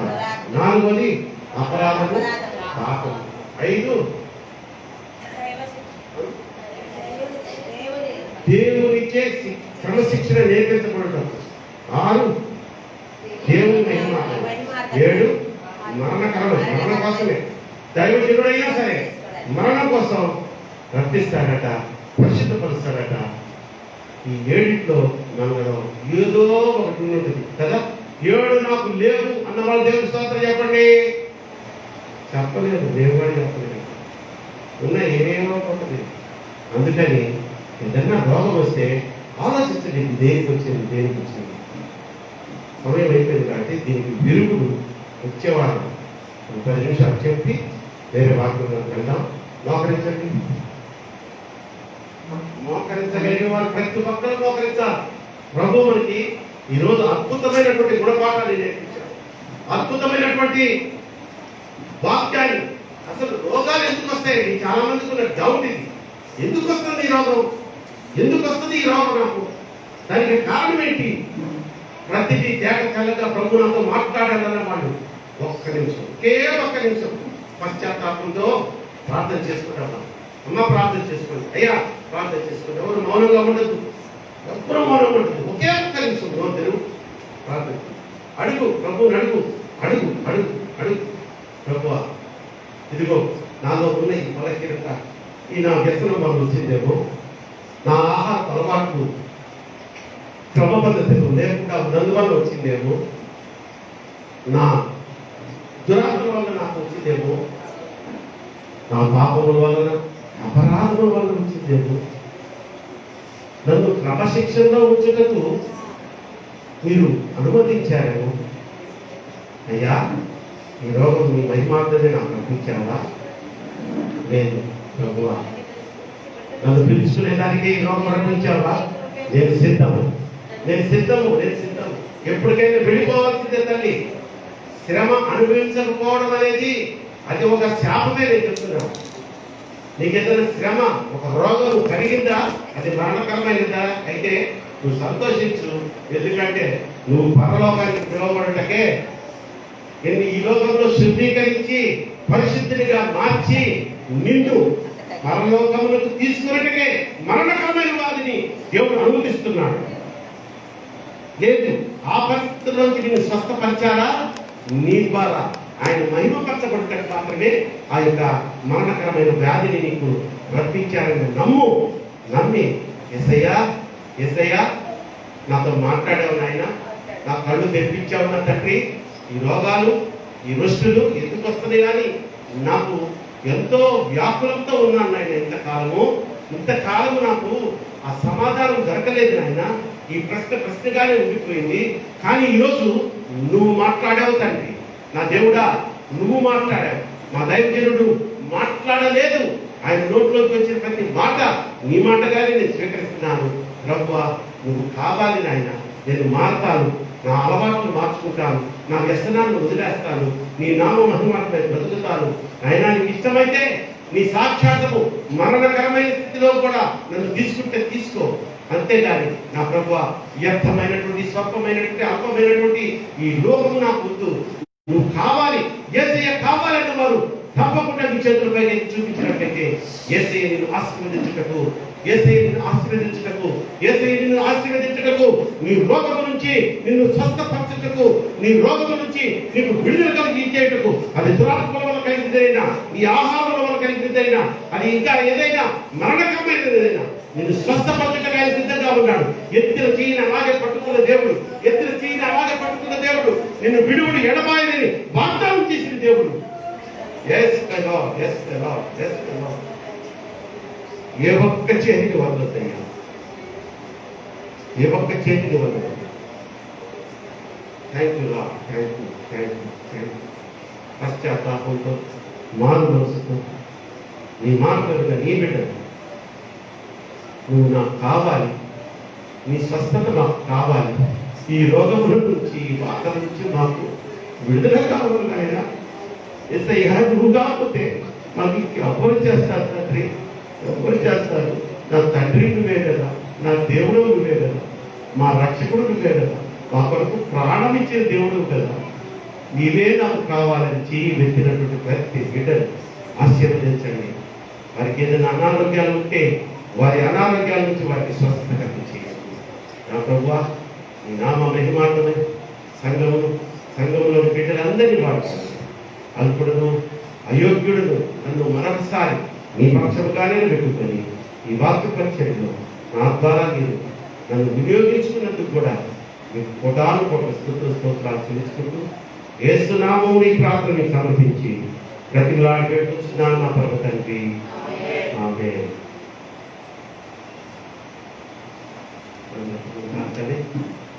సిద్ధపడిన వాక్యం నిజంగా మీ హృదయాలు మరించినట్లయితే దేవునికి మహిమ కలుగులాగున మంచి స్తోత్రం చేద్దాం. హల్లెలూయా. మంచిది. కృతజ్ఞత కానుకలు సమర్పించుకున్న వారు, సిద్ధపడి వచ్చిన వారు ఎవరైనా ఉన్నట్లయితే, ఇది మొదటి ఆదివారం కనుక కృతజ్ఞతగా మీ యొక్క దశమ భాగములు, మీ మొక్కుబడి కానుకలు, ఇంకా ఏదైనా కానుకలు ఉన్నట్లయితే వాటిని తీసుకుని వచ్చి ప్రభువారికి సమర్పించుకోండి. ప్రభువారి మిమ్మల్ని మెండైన ఆశీర్వాదములతో ప్రభుత్వం నింపును కాక.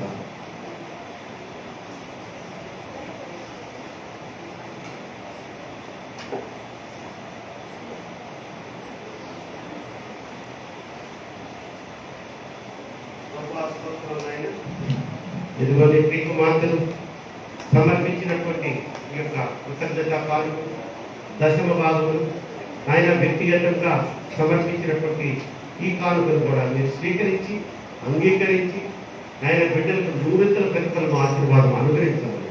సంఘాన్ని బలపరచండి, సంఘ పరిచయాన్ని బలపరచండి. ఈ విధంగా కృతజ్ఞత కానుకల ద్వారా మరి అందరినీ ధారాళంగా వారి ముక్కులు విప్పే ప్రజలను మీరు లేవనెత్తి సంఘంలో ఉన్న అవసరతలను తీర్చుకుని యేసు నామములో ఈ ప్రార్థనకు సమర్పించి ప్రతిలాడి పెట్టుకుంటున్నాను. సంఘ కానుకలు సమర్పించుకుందాం.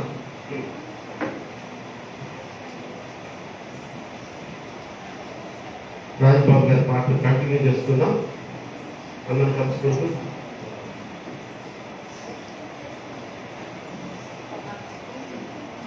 కొండలలో లోయలలో అడవులలో ఎడారులలో కొండలలో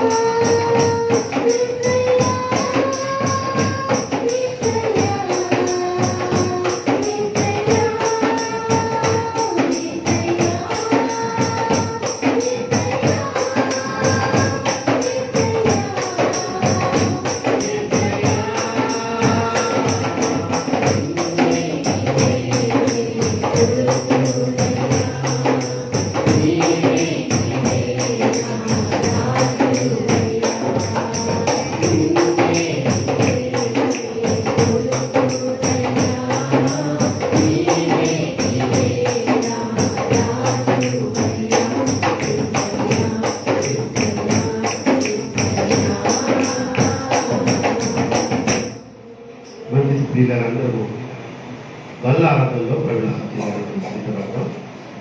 దయచేసి ఎవరు వల్లలో పాలు పంచుకొని వారు ఉన్నట్లయితే వెళ్ళిపోవద్దు. చివరి ప్రార్థన ఆశీర్వాదం వరకు అందరు ఇక్కడే ఉండేదానికి ప్రయత్నం చేయండి. చాలా ప్రాముఖ్యమైన విషయం. ఆన్లైన్లో ఉన్నవారు వల్ల కార్యక్రమంలో పాలు పంచుకోవాలని ఎవరైనా ఆశపడినట్లయితే దయచేసి మీ దగ్గర ఉన్నటువంటి పదార్థం ఏదైనా సరే, రొట్టె ముక్క కానీ బిస్కెట్ అయినా పర్వాలేదు, లేకపోతే ఏదో ఒకటి, చపాతీ ముక్క, మీ దగ్గర ఉన్న డ్రింకింగ్ ఏమీ లేవు, డ్రింక్స్ ఏమి లేవు, ఒక అంత పాలు సిద్ధపరచుకోండి. మాతో పాటు బల్లలో పాలు పంచుకునే ధన్యతలు మరి మీరు కూడా పొందుకోవాల్సిందిగా ఆన్లైన్లో ఉన్న వారికి నేను చెప్తున్నాను.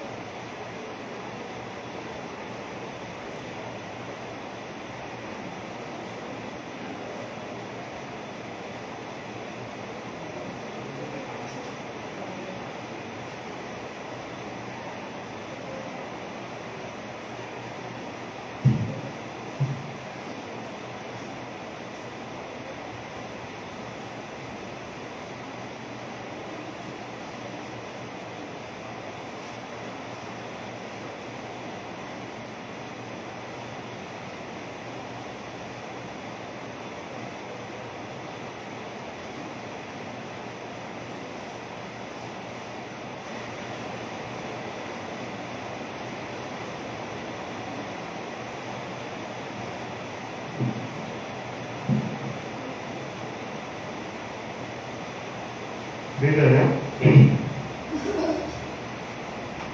ప్రభు వాళ్ళలో పాలుపంచుకోవడానికి సిద్ధపడిన అందరూ ఎంతో ధన్యులు కనుక ప్రభు వాళ్ళలో పాల్పంచుకునే మనకు ముందు మనము పాప క్షమాపణ ప్రభు వారి దగ్గర పొందాలి.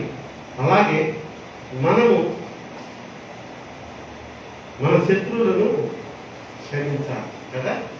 కాబట్టి ఒక చిన్న ప్రార్థన చేసుకోండి మీ మనసులో. ప్రభువా, ఫలాని వ్యక్తి ద్వారా నేను కొంత గాయపడ్డాను, నా హృదయం బాధించబడింది, లేకపోతే కొంత నాకు అన్యాయం జరిగింది, కొంత ఆస్తి నష్టం జరిగింది, నాకు కొంత డబ్బులు కూడా నష్టపోయాను, లేదా ఫలాని వ్యక్తి నా మీద చేయి చేసుకున్నాను, కానీ ఈరోజు నీ బల్లలో చేపడుతున్నాను కదా అయ్యా, ఆ వ్యక్తి ఇక్కడ లేదు, ఉంటే వ్యక్తిగతంగా నేను క్షమాపణ చెప్పుకునేవాడిని, క్షమించేస్తున్నాను ప్రభు,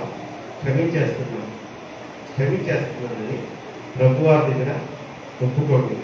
అలాగే మీరు ఎవరికైనా ఏదైనా తెలుసో తెలియకో ఒక మాట అన్నారు, ఒక హృదయాన్ని గాయపరిచారు, ఒక వ్యక్తిని కొట్టారు, లేకపోతే దుర్భాషలాడారు, ఒకరిని మోసం చేశారు, ఒకరికి అన్యాయం చేశారు, జ్ఞాపకం చేసుకోండి.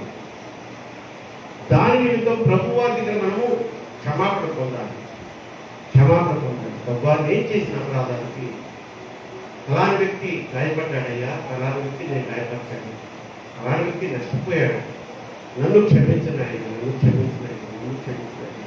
నువ్వు విశ్వాసంతో కూడినటువంటి నిష్కళంకమైనటువంటి హృదయంతో నువ్వు అడిగినట్లయితే ప్రభువారు తప్పకుండా నువ్వు క్షమించి నువ్వు క్షమించిన బిడ్డలు కూడా వారు వేరు చేయడానికి సిద్ధంగా ఉంది. మంచిది. కొరింథీయులకు రాసిన పత్రిక మొదటి కొరింథీయులు 11వ అధ్యాయము 23వ వచనాన్ని చదువుతున్నాను. నేను మీకు అప్పగించిన దానిని ప్రభు వల్ల పొందితిని. ప్రభువైన యేసు తాను అప్పగింపబడిన రాత్రి ఒక రొట్టెను ఎత్తుకొని కృతజ్ఞతాస్తుతులు చెల్లించి దానిని విడిచి, ఇది విశ్వాసము కొరకైన నా శరీరము, నన్ను జ్ఞాపకం చేసుకున్నటకై దీనిని చేయుడని చెప్పాను. ప్రభువారు రొట్టెలు తీసుకున్నారట, దాన్ని ఎత్తుకొని దేవునికి కృతజ్ఞతాస్తుతులు చెల్లించి, ప్రభువాస్తవం నా చేతిలో ఉన్నది ఇప్పుడు రొట్టె, విరిచిన తర్వాత ఇది శరీరంగా మార్చబడిన దాకా స్తోత్రాలు చెల్లించి గుర్తున్నాను. ఇప్పుడు ప్రభు వారి శరీరము నా చేతిలో ఉంది కనుక దీనిని స్వీకరించి సంతోషంగా భుజించబోతున్నటువంటి మనము ధన్యులము కనుక ఇదిగో ఈ ప్రభు వారి శరీరం కొరకు చిన్న ప్రార్థన చేస్తున్నాను. ప్రార్థన అందరూ ప్రభు స్తోత్రం. మరొక మాసంలో ఈ విధంగా మీ శరీరాన్ని పూజించి మీరు చెప్పిన ఆజ్ఞ, నేను తిరిగి వచ్చే వరకు నా జ్ఞాపకార్థము ఇది చేయుడి అని చెప్పారు. కాబట్టి నమ్మి బాప్తిసం పొందిన వాడు రక్షించబడతాడు, రక్షించబడిన వాడికే ఈ యొక్క అర్హత అని చెప్పారు కనుక రక్షించబడ్డ గ్రూపులో నన్ను ఉంచినందుకు, మీ బాప్తిసం తీసుకొని మీ కృపలో నేను కాపుదల్లో నన్ను ఉంచుకున్నందుకు స్తోత్రాలు తెలుసుకున్నాను. అయినా ఇదిగో ఈ యొక్క శరీరం తీసుకున్న ప్రతి బిడ్డకు శారీరకంగా ఫలాన్ని, మానసికంగా శక్తిని నడిపించండి. యేసు నామములో ఈ ప్రార్థనను సమర్పించి బ్రతిమలాడి వేడుకుంటున్నాను నా పరమ తండ్రి. ఆమేన్.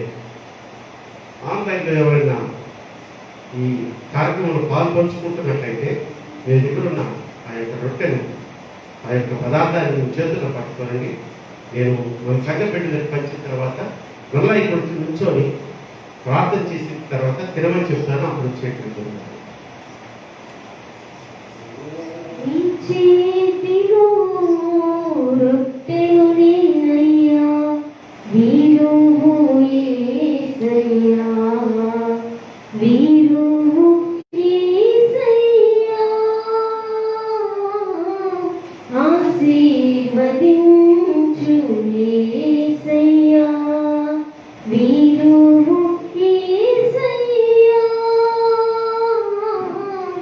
ఆశీర్వదించు యేసయ్యా నీ చేతిలో రొట్టెను నేనయ్యా నీవు యేసయ్యా తండ్రి ఇంటి నుండి పిలచితివి అబ్రామును ఆశీర్వదించితివి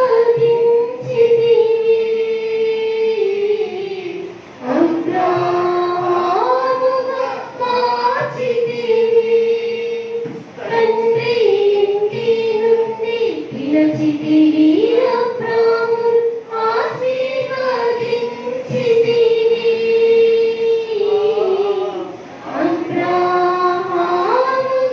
మార్చితివి నీ చేతిలో రొట్టెను నేనయ్యా నీరు యేసయ్యా నీరు యేసయ్యా ఆశీర్వదించు యేసయ్యా నీరు యేసయ్యా ఆశీర్వదించు యేసయ్యా నీ చేతిలో రొట్టెను నేనయ్యా నీరు యేసయ్యా నీరు యేసయ్యా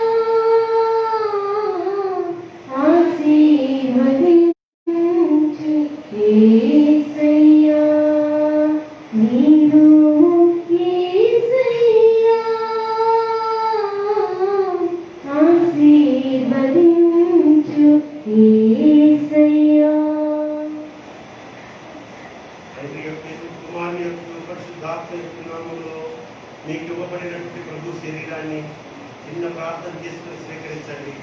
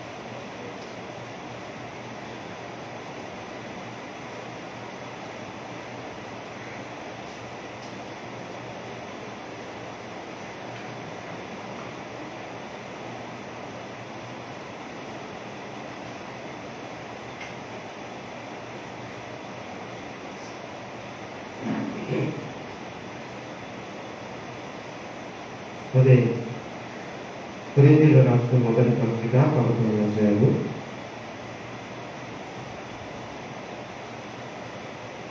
25వ వచనాన్ని చదువుతున్నాను. ఆ ప్రకారమే భోజనమైన పిమ్మట ఆయన పాత్రను ఎత్తుకొని ఈ పాత్ర నా రక్తము వలనైన కొత్త నిబంధన మీరు దానిలోనిది త్రాగునప్పుడల్లా నన్ను జ్ఞాపకం చేసుకున్నకై నేను చేయుడని చెప్పాను. ఆ పాత్రలో లేదంట నా రక్తము వలనైన కొత్త నిబంధన. దేవునికి స్తోత్రం. ఈ పాత్రలో పోయబడక ముందు ఇది ద్రాక్షారసం. ఆన్లైన్లోనే బిడ్డలారా మీ చేతిలో ఒక పాలు ఉండొచ్చు, దాంట్లో మీరు అది పోయక ముందు అది పాలు వేయవచ్చు. ఇప్పుడు ప్రార్థన చేసిన తర్వాత అది యేసు ప్రభు రక్తం అయిపోయింది. ఆ రక్తాన్ని మీరు పానం చేసినప్పుడు ఆశీర్వాద ఫలములు మీరందరూ పొందుదురుగాక.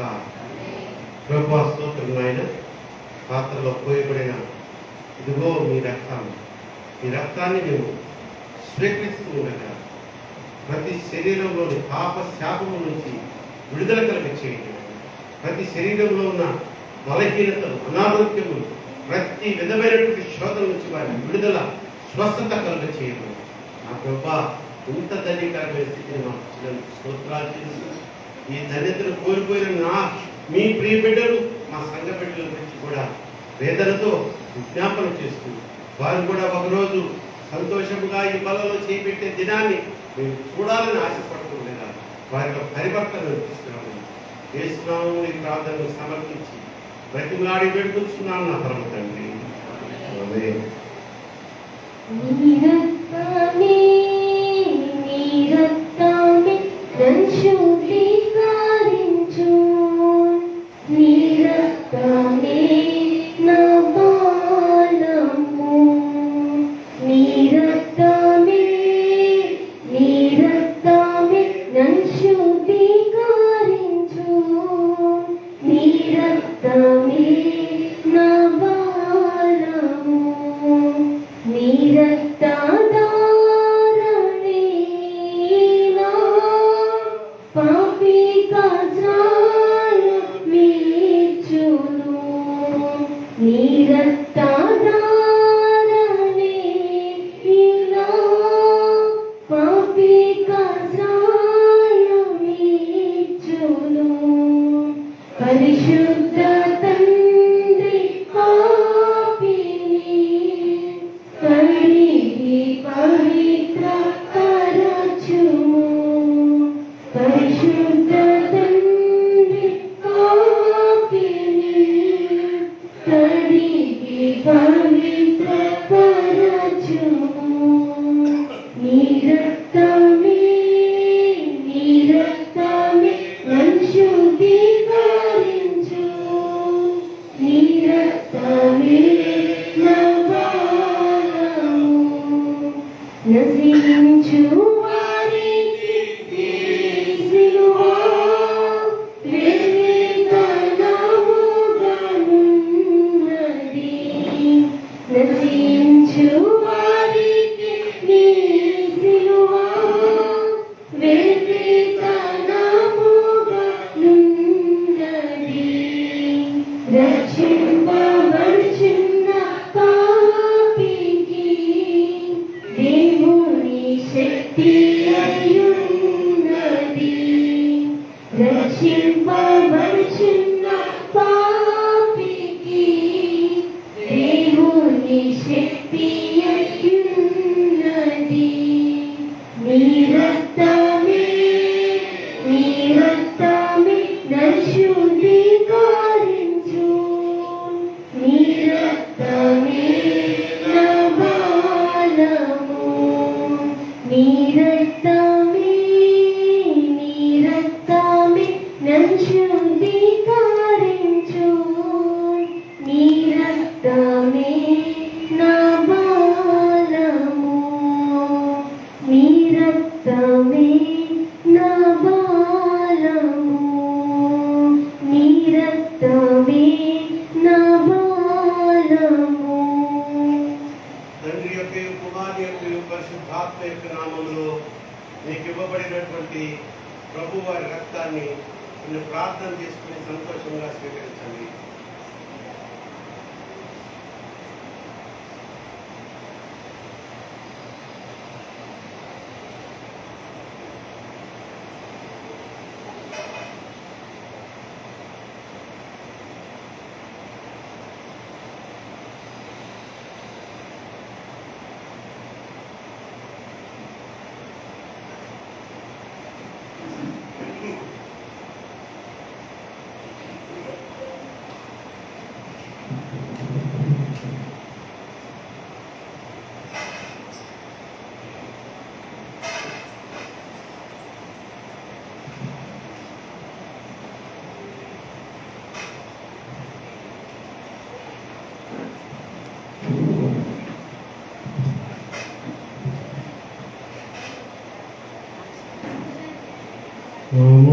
అమూల్యమైన రక్తము, నిష్కలంకమైన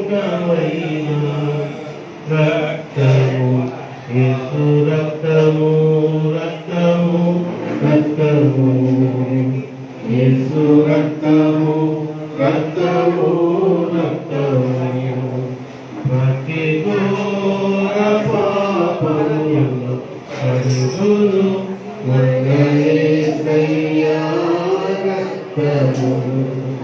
ప్రతి ఘోర పాపములను కడుగును మన యేసయ్యా రక్తము. బహు దుఃఖములో మునిగెనే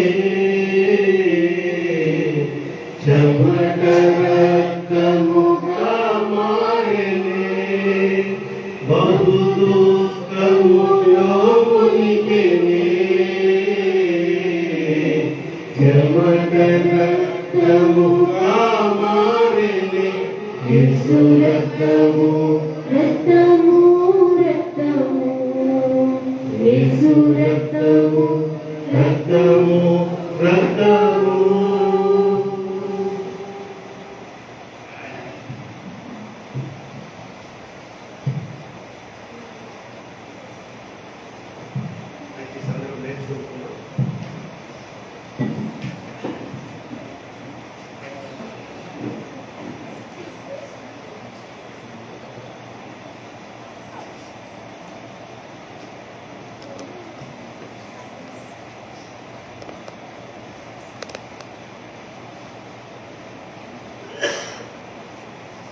ప్రియమైన సంగమా, ఇష్టపడినటువంటి వాక్యం ద్వారా పాల్పంచుకున్న ఈ యొక్క పరిశుద్ధ ఆరాధనలు కానీ మేము చాలా సంతోషంగా ఉన్నాము. ఉన్నవారు దేవుని స్తోత్రం చేద్దాం. హల్లెలూయా. మంచి చివరి ప్రార్థన ఆశీర్వాదంతో ఈ సంఘం నుంచి ఈ యొక్క ఆరాధన నుంచి మనం నిష్క్రమించాం. కృపా సత్య సంపూర్ణంగా కృపకర దేవ, జీవముగల తండ్రి, జీవాది సత్యదేవ, ఈ యొక్క మధ్యాకాల సమయంలో ఘనమైన పాలనకు కోటి కోటి కృతజ్ఞతలు స్తుతులు స్తోత్రాలు తెలుసుకుంటున్నామని. ఎంతైనా నమ్మదగిన దేవుడు, మమ్మల్ని ప్రేమించి ఆశీర్వదించి ఈ యొక్క కరోనా పరిస్థితుల్లో కూడా గడిచిన మాసములన్నిటిలో మాకు సురక్షితాన్ని దయచేసి మాకు కాపుదలను అనుగ్రహించి ఈ నవంబర్ మాసంలో ఒక పరిశుద్ధ ఆదివారంలో మేము ధ్యానం చేసుకునే మంచి ఆయుష్ను ఆరోగ్యాన్ని ఇచ్చినందుకు స్తోత్రాలు. సజీవులుగా మమ్మల్ని ఈ మందిరానికి నడిపించినందుకు స్తోత్రాలు తెలుస్తున్నాం. ఆయన ఈరోజు అద్భుతమైనటువంటి వాక్యం మాకు నేర్పించినందుకు స్తోత్రాలు. వాక్యం ద్వారా మమ్మల్ని బలపరిచినందుకు స్తోత్రాలు. అవును నాయన, వ్యాధి వస్తుంది, రోగం వస్తుంది మనిషికి, కానీ దానికి కారణాలు ఏంటి అనేది ఏదో ఏదో ఏదో ఆలాపనలో ఉన్నాము. కానీ మా అందరికీ కొన్ని అమూల్యమైన విలువైన మాటలు తెలియజేసినందుకు స్తోత్రాలు తెలుస్తున్నాను. అయ్యా, బిడ్డలు నీ బల్లలో చేయి పెట్టి నీ రక్తాన్ని ప్రాణం చేసి నీ శరీరాన్ని పూజించారు. స్తోత్రం నాయన. ఈ ధన్యతను కూడా మాకు ఇచ్చినందుకు ఈ ధన్యతను కోల్పోతున్న బిడ్డలతో మీరు మాట్లాడాలి. బాప్తిసం పొందుటకు భయపడుతూ ఇంకా నాయన నీ సన్నిధికి దూరం అయిపోతున్నా, నీ రక్షణకి దూరం అయిపోతున్న బిడ్డలతో మీరు మాట్లాడాలి. నీ కృపలో వారి బలపరచమని నడిపించమని కోరుకుంటున్నాను. ఇది సంఘ కానులు, కృతజ్ఞత కానులు, వ్యక్తిగత కానుకలు సమర్పించినటువంటి బిడ్డలు దీవించండి. వారి కష్టాతీతంలో ఉంటే వారు ఈ కానుకలు సమర్పించారయ్యా. దాన్ని స్వీకరించి అంగీకరించి నూరింతల ప్రతిఫలం ఆ బిడ్డలకు దయచేయండి. అలాగే సంఘ కానుకలు కూడా సమర్పించిన బిడ్డలు ప్రత్యేకంగా తెలుసుకుంటున్నాను. అలాగే అస్వస్థతతో ఉన్నటువంటి బిడ్డల గురించి ప్రార్థన చేస్తున్నాను. సాగర్ బాబు గారిని అక్కడికి జ్ఞాపకం చేసుకునండి. అలాగే ఆయన దోసపాడు రవిని జ్ఞాపకం చేసుకునండి. జ్ఞానరాజుని జ్ఞాపకం చేసుకునండి. నా తండ్రి, నా ప్రభా, నీ ప్రియకుమారుడు, నా సహోదరుడు అయినా రావు గారిని, నా తండ్రి, రావు అన్నయ్యని నా తండ్రి జ్ఞాపకం చేసుకోండి. ఇప్పుడే ఆ బిడ్డను ముట్టండి, ఆ గొంతులు ముట్టండి, ఆ గొంతులు సరళం చేయండి. మిగులు పడకుండా ఉన్న స్థితి నుంచి యేసు నామములో రావు అనే బిడ్డకు ఇప్పుడే స్వస్థత అనుగ్రహించబడును గాక. సంఘమంతా ఏకీభవించి ప్రార్థన చేస్తున్నటువంటి రావు అనే జీవితంలో ఒక అద్భుత కార్యము యేసు మహిమార్థమై జరుగును గాక. నా ప్రభువా, నా దేవా, మా విశ్వాసం ఆ బిడ్డను మీరు లేవనెత్తుతారు. ఒకరోజు సాక్షిగా నిలబెట్టుకోవడమే కాకుండా ఆ సాక్ష్యం ద్వారా మీరు మహిమ పొందుతారని విశ్వసిస్తున్నాను. అలాగే నా తండ్రి, గర్భవతులుగా ఉన్న బిడ్డలకు క్షేమకరమైన ప్రసవములు దయచేసి ప్రార్థించగా, బ్లెస్సింగ్ నా తండ్రి క్షేమకరమైన నార్మల్ డెలివరీతో స్వాస్థ్యముగా ఒక చక్కని కుమారుని ఆరోగ్యవంతమైన బిడ్డనిచ్చినందుకు స్తోత్రాలు చేస్తున్నాను. ఇంకా గర్భవతులుగా ఉన్న బిడ్డలకు క్షేమకరమైన ఆరోగ్యకరమైనటువంటి ప్రసవాలు అయినా ఆరోగ్యకరమైన బిడ్డలు బహుమానం పేదలు పెట్టుకొచ్చిన గర్భఫలాల కోసం ఎదురు చూస్తున్న నా ప్రీతి మాటలు కన్నీరు ప్రాపిస్తున్నారయ్యా. ఎదురుగా ఉన్నారయ్యా, నీ వైపు జారిగా చూస్తున్నారయ్యా, దీనంగా చూస్తున్నారయ్యా. కొండల తట్టున కన్నులెత్తుచున్నాను, మాకు సహాయము యెహోవా వల్లే కదా అని చూస్తున్నారు. ఒక్కసారి వారి గురించి జారి చూస్తున్నారు. ఒక్కసారి వారి గర్భాలను తాకండి నాకండి. వారి గర్భాలను బంధించి ఉన్న ప్రతి దురాత్మలారా యేసు నామములో మిమ్మల్ని కనిపిస్తున్నాను. ఇప్పుడే బిడ్డల దగ్గరకు అధికారం లేదు. కొండి ఇప్పుడే యేసు రక్తంచే ఇప్పుడే వారు కడగబడిన బిడ్డలు. యేసు పరిశుద్ధ అగ్ని వారిలో మండుచూ ఉండగా మీరు ఇక్కడ నిలవజాలలేదు. ఆజ్ఞాపిస్తున్నారు, ఇబ్బంది పెట్టకుండా ఇప్పుడు వెళ్ళిపోండి. యేసు నామములో ఉన్న శక్తి మిమ్మల్ని దహించక ముందే మీరు ఆ బిడ్డల్ని శోధిస్తున్న శోధన నుంచి విడిపెట్టి వెళ్ళిపోమని ఆజ్ఞాపిస్తున్నారు. గర్భఫలాల కోసం ఎదురు చూస్తున్న బిడ్డలందరూ గర్భవతులు అవుదురుగాక. ఉద్యోగం లేక ఇబ్బంది పడుతున్నా ఎవరి కుమార్తెలకు మంచి ఉద్యోగం చేయండి. వివాహం కోసం ఎదురు చూస్తున్న బిడ్డలకు మంచి క్రైస్తవ విశ్వాసులతో సంబంధాలు ఏర్పాటు చేసి వివాహ సంబంధాలు జతపరచబట్టడం చూపించండి. అయినా హరితమ్మను జ్ఞాపకం చేసుకునండి. ఆ బిడ్డను తండ్రి భక్తి విశ్వాసాల్లో ఉంది. నాయన కోర్టు కేసులో ఉంది, పోగొట్టుకున్న ఉద్యోగం తిరిగి మళ్ళా పొందుకొని ఆ కోర్టు కేసులో కూడా అనుకూలమైన తీర్పు ప్రపంచం పెంచమని కోరుకుంటూ ఈ సంఘంలో నా తండ్రి మరి ఎవరెవరికి ఏ అనారోగ్యంలో ఉన్నాయో నా తండ్రి, అస్వస్థత ఉన్నాయో మీకు తెలుసును కదా. ఇద్దరు ఎవరి కుమార్తెలు తీవ్రముగా బాధింపబడుతున్న శోధన నుంచి మీరు స్వస్థత ఇచ్చినందుకు మీరు స్తోత్రాలు చెల్లిస్తున్నాం నా ప్రభు. Yes my lord, yes my lord, yes my lord, yes my lord. ఈ పరిశుద్ధ అగ్ని ఆ గృహంలోకి ప్రవేశపెట్టినందుకు స్తోత్రం. అయినా ఎవరి కుమార్తెలన్నాయి వాటిని మీరు తాకినందుకు స్తోత్రం. మరి పూర్ణమైన స్వస్థత కలిగి వాటిని కూడా మీ యొక్క సాక్షిపత్రంగా నిలబెట్టుకోవాలని వేడుకొచ్చు. మరలా తిరిగి మేము శుక్రవారం రోజున నా తండ్రి ఉపవాస కూడికలో ప్రార్థన పాల్గొచ్చుకుని వరకు మీ కృపాక్షేమం, శాంతి, సమాధాన, సంతోషములు సమృద్ధితో రైల్వే క్రిస్టియన్ సమాజంలోని ప్రతి కుటుంబమును ఇదిగో నీ సన్నిధిలో నిలబడి ఉన్నటువంటి ఈ నీ కుమార్తెలు ప్రతి ఒక్కరిని దీవించి నడిపించడం కోరుకుంటూ మా సమస్త పాపములు క్షమించి సకల దీవులతో నింపి నేటి దినాశీర్వాదంతో పంపమని. అలాగే ఆన్లైన్లో ఎంతో ఆసక్తిగా శ్రద్ధగా ఉన్నటువంటి నా ప్రియ సహోదరి నా తండ్రి జయసుందరిని తన కుటుంబం తండ్రి ఏకైక కుమార్తె ఆ బిడ్డ కనిపించిన కుటుంబాన్ని కూడా దీవించండి. వారు చేస్తున్న ఆ బిజినెస్ కూడా వర్ధన చేయడం, రక్షణలోకి నడిపించుకోండి. అలాగే ఆ బిడ్డలు ఎంతో మంది కూడా